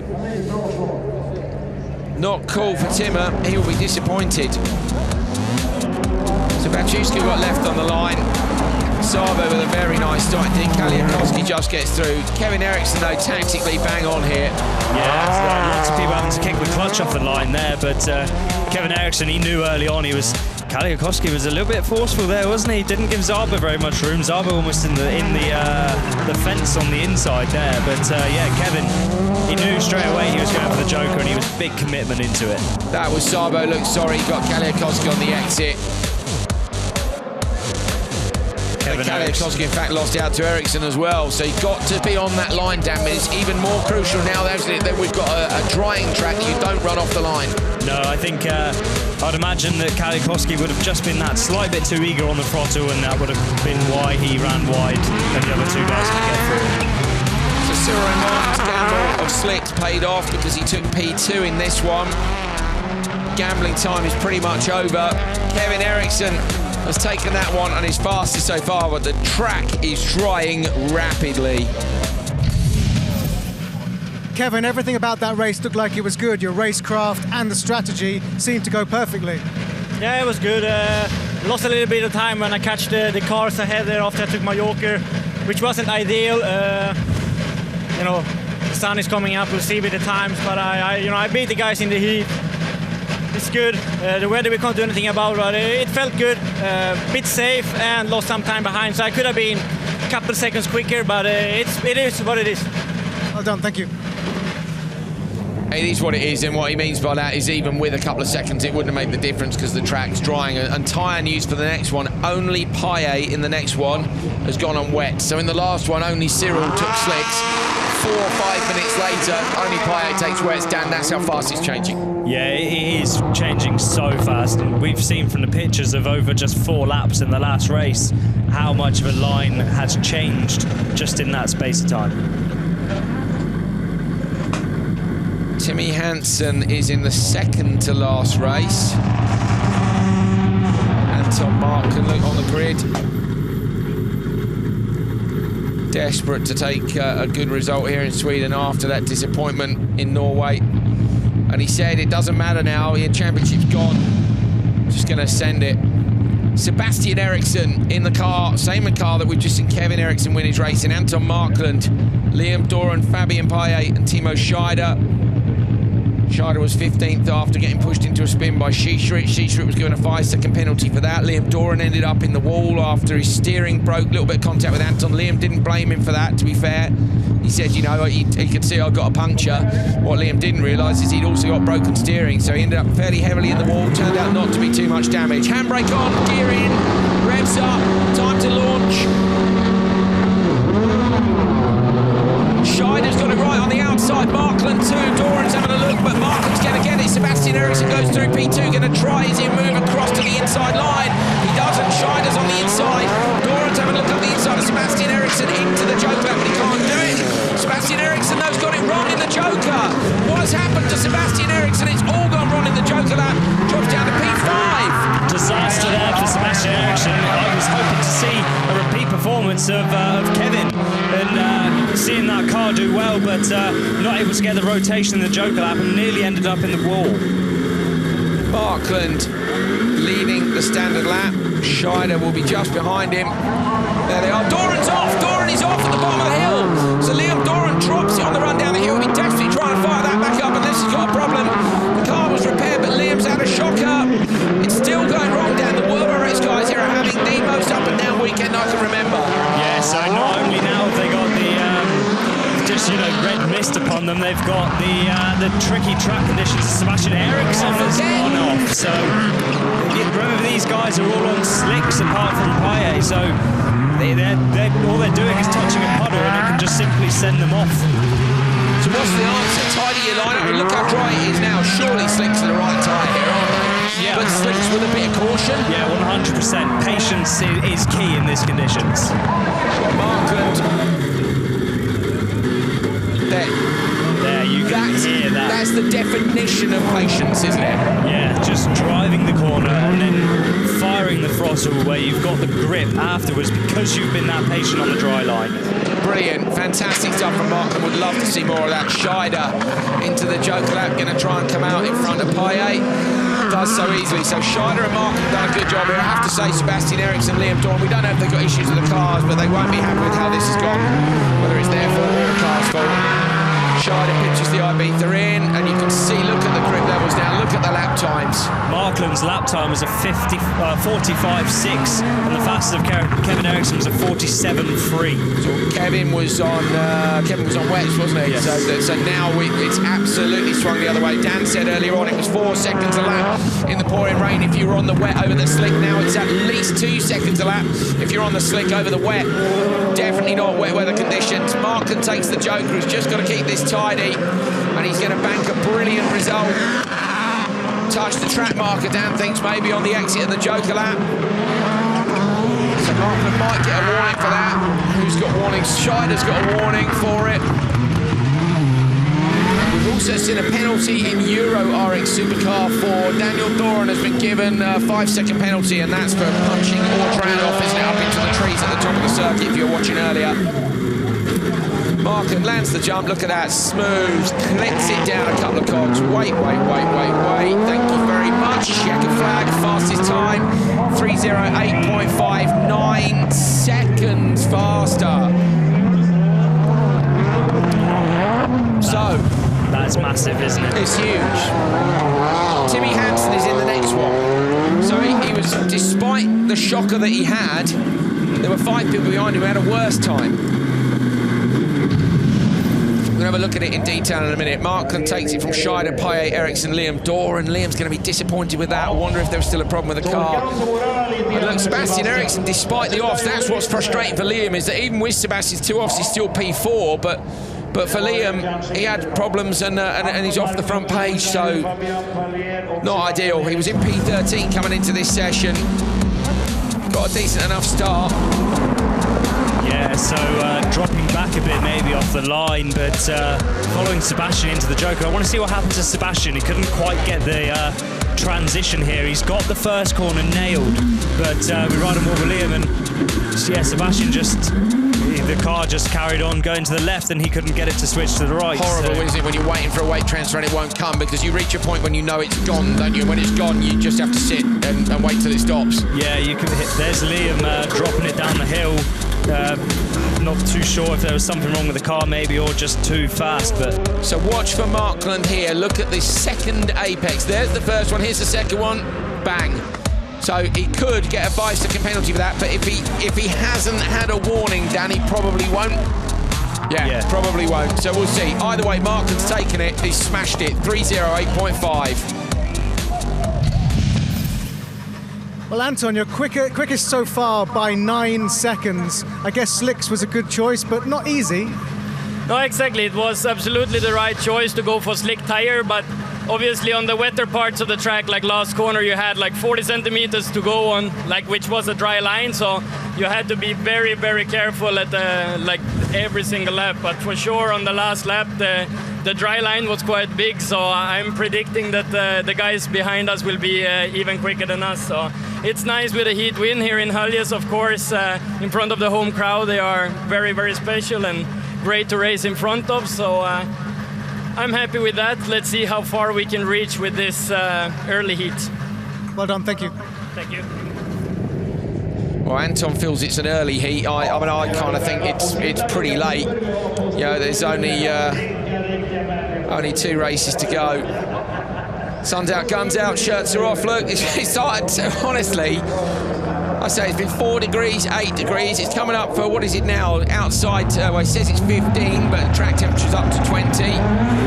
Timmy Hansen, the World Championship leader, leads by 1 point from his brother Kevin.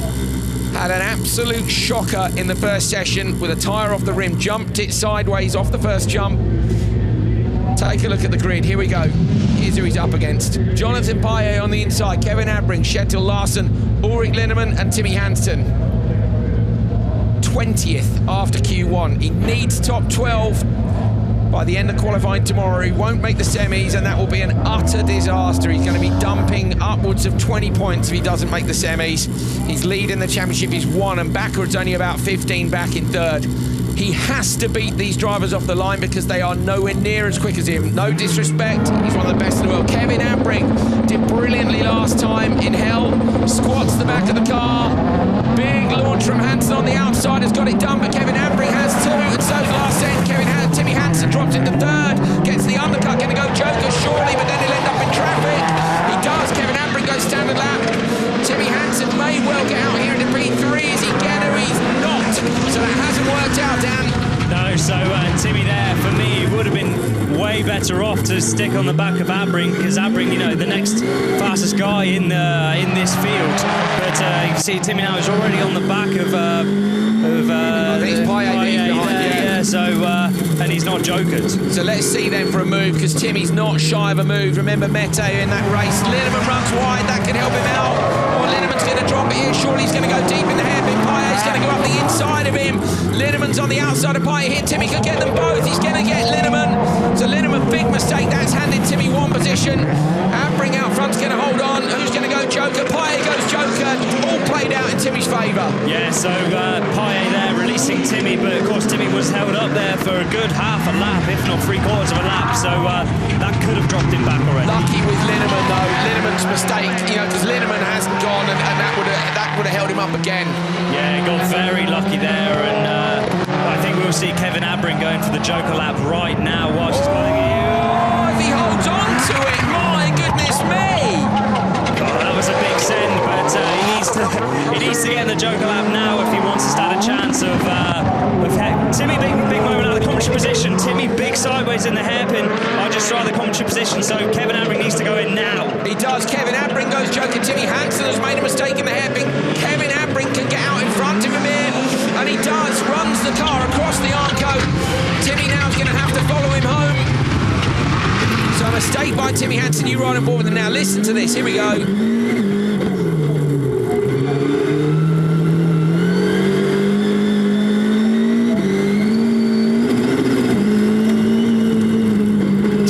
So good, doesn't it? Yeah, that's what we mean by patience. You could hear he was half throttle all the way around the velodrome until he knew he was on the way out. So Kevin Abrink, with that strange sort of misfire that car seems to have sometimes when it's on part throttle, chucks it through turn one. You can see, can't you, the car control that Kevin has got.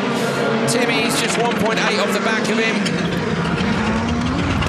Over the jump, no such problems this time. It was borderline for Timmy, wasn't it, with that tyre coming off in Q1. He might have got away with that 50 times. Yeah, it is very tricky. And I mean, we don't know if maybe he picked up a slow puncture where he went across the gravel and then having the impact from the jump was just enough to knock it off. But I think Kevin's on for a good time here.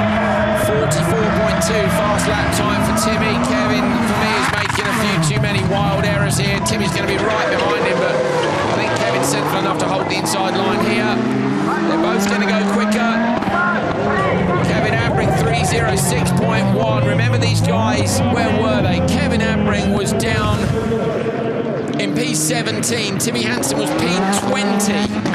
And they're now both going to be definitely inside the top 7 because they've just gone P1 and P2. A couple of seconds quicker than Markland. There's 5 drivers left to come in the last one. Abrink, Hansen, Linneman, Paye, Larsen.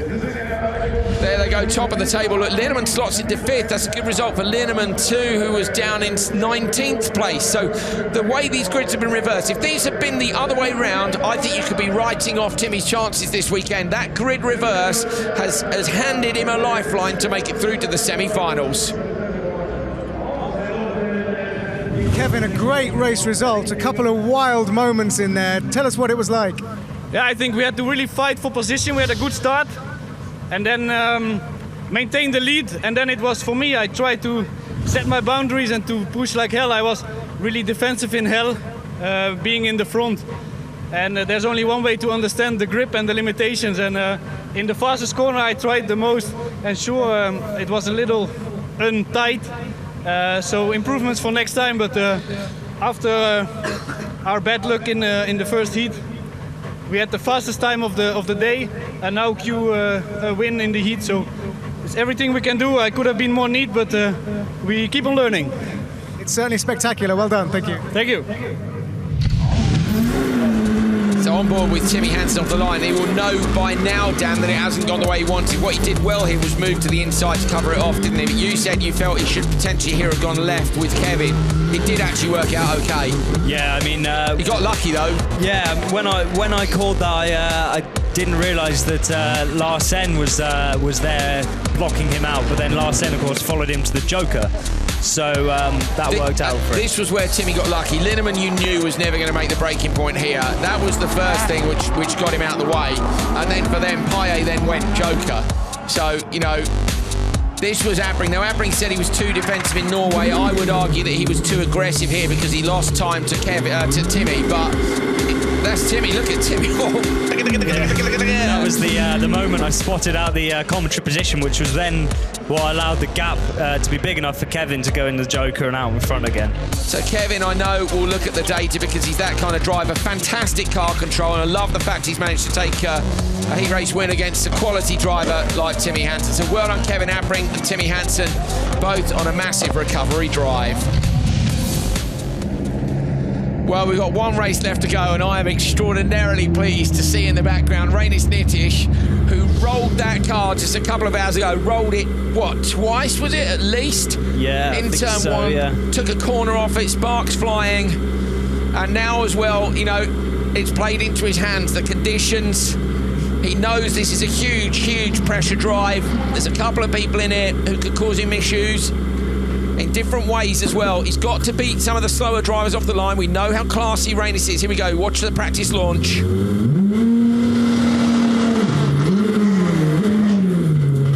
So now have a little think, was that what I want? Am I happy? Do I need to change the RPM? Watch for the LEDs on the jump start sensor. This is such a great bit of kit from Chronomoto, who look after all our timing. Watch for them to go green. Look at that, it's just fantastic. So as a driver, you know you're exactly 12 centimetres off the line, giving yourself every centimetre advantage on the run to turn 1.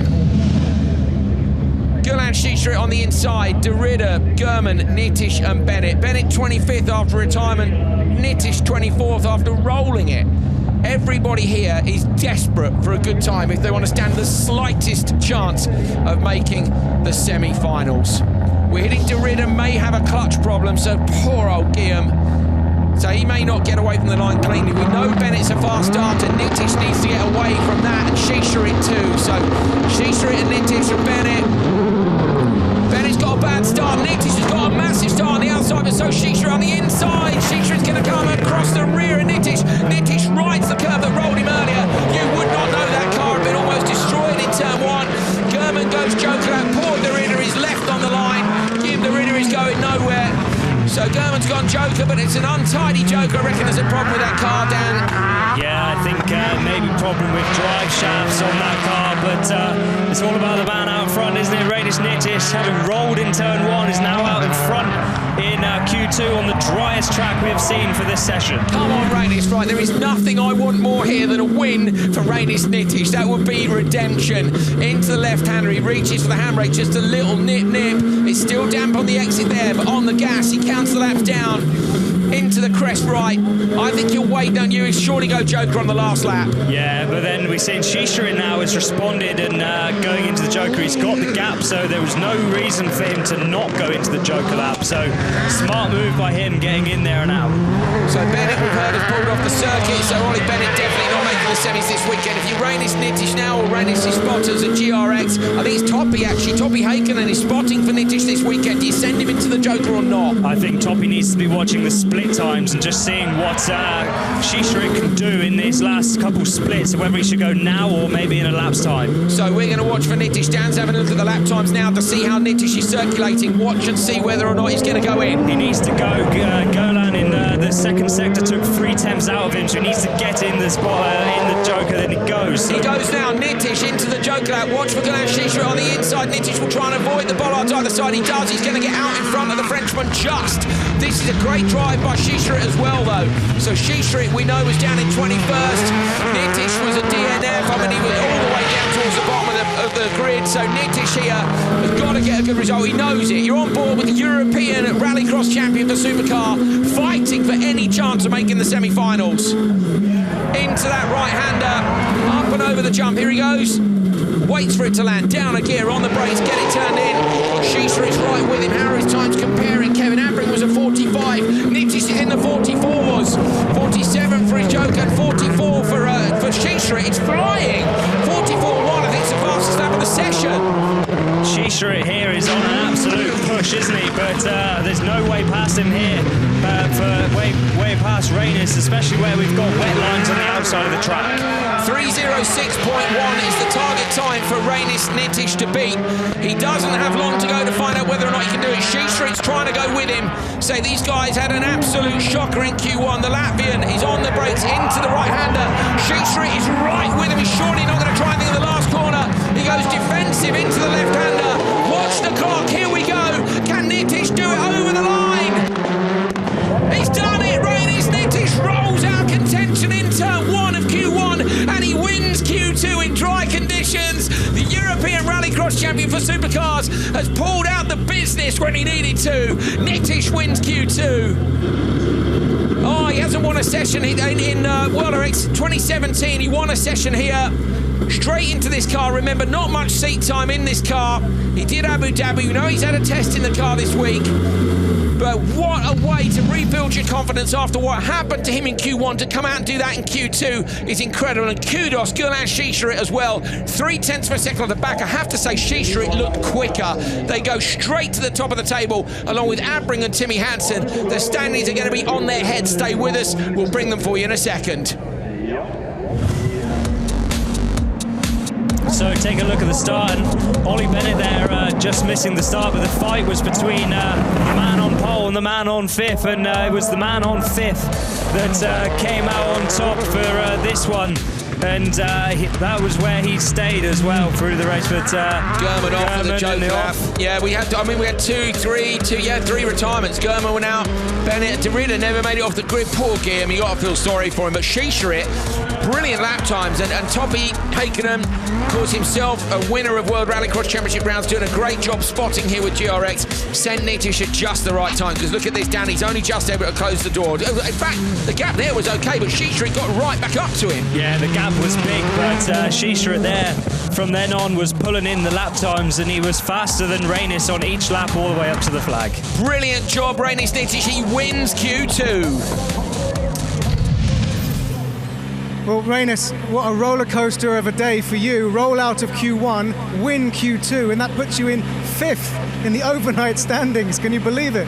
5th. Okay, that's surprised. Now I can smile at it. But yeah, it's tough day, tough start of the day.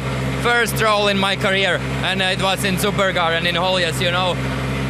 Yeah, but thank you so much for the boys who've been working all the free time between Q1 and Q2, fixing the car. You see small scratches, but everything else is fixed. Thank you so much for the team, and yeah. Thank you for the people around me who helped me to become mentally strong for the start for Q2, because after that kind of situation, it's not easy. But I did everything now. I hope I paid them back. Well done, Rainis.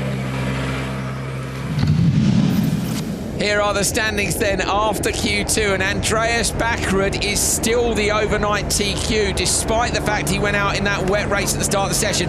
Markland is up there P2, Abring is up to P3, Kevin Eriksson P4, Rainis Nitiss, look at that score in Q1, 18, he binned it, Q2, he winned it. So he's right, it was podium or nodium, and at the minute he's gone podium. Shisharit was 6th, look, Sebastian Eriksson is up to 7th, so both the OMSE cars are top 8. Is in 8th place. Kevin Hansen is in 9th. Niklas Gronholm is in 10th. Timozyanov 11th. Fabian Paye 12th. Timmy Hansen is still in 16th place. So Bachuska 13th. Raymond 14th. Sabo 15th. All to play for tomorrow. Look at that. Liam and Kaliakowski. Baumanisuk down in 19th. Liam Doran is in 22nd. So, whoa, what a day at Hollies. What a day. I mean, you know, Dan, we've had Q1 was carnage. Q2, to be fair, with the conditions, was way less carnage, but with the flip grid and the development of the track, look, we've just seen the standings. It's just a lottery. Yes, it's been an absolutely crazy day, and, you know, Rainis rolling out of Q1 and then up to 5th for after Q2, after the win. It's just mega, isn't it? It's good to see. Fantastic. And the big smile on his face said all you need to know. Now, of course, a lot of that was because the grids were flipped, so we need to spin the spinner of doom. It's worked out in a few people's favour, but I mean, the spinner's going to go. We're going to see, is it going to be fastest first or slowest first for tomorrow? Here we go. What's it going to be? What's it going to be? It's slowest first. So there we go. It's slowest first tomorrow, the traditional way of running. So that means both sessions tomorrow will be slowest first through to fastest. So hold on a minute. Let me just check the weather, Dan. What have we got? Here we go. Hold on. Hang on. We're nearly there. Finding the weather. Hold up. And tomorrow is going to... Oh! Okay, so it says a bit of sunshine tomorrow. Might be a bit of rain first thing in the morning, but it's looking dry. So to be fair, then it's going to be about developing track in terms of track cleaning. But, you know, wow, what a day. Yeah, fantastic day. And, well, I've never seen so much action on day one just in Q1 alone. So, you know, what's tomorrow got to bring? Oh, it's going to be mad. So tomorrow's stream's at the bottom of your screen there if you want to catch up. So the first one, 0950 CET, that's 0850 in the UK. And that's because we've got a ton of stuff going on. There'll be morning warm-up prior to that. I say everything's going to be a bit of a mess in terms of where everyone is. The big story for me is, can Timmy Hansen make it through to the semi-finals? He has to fight hard if he wants to get that job done tomorrow. We've got some random names up at the top, haven't we? The Ericssons and Nitiss as well. Don't forget, we've still got another stream coming up for you this afternoon, as if we haven't done enough for you already, wearing chairs and all sorts. You can catch up with RX2 and EuroRX's Q3 later on today. So we're going to get a nice cup of tea and chill out for a little bit. Join us for a bit more action then, and definitely don't miss tomorrow either. See you later.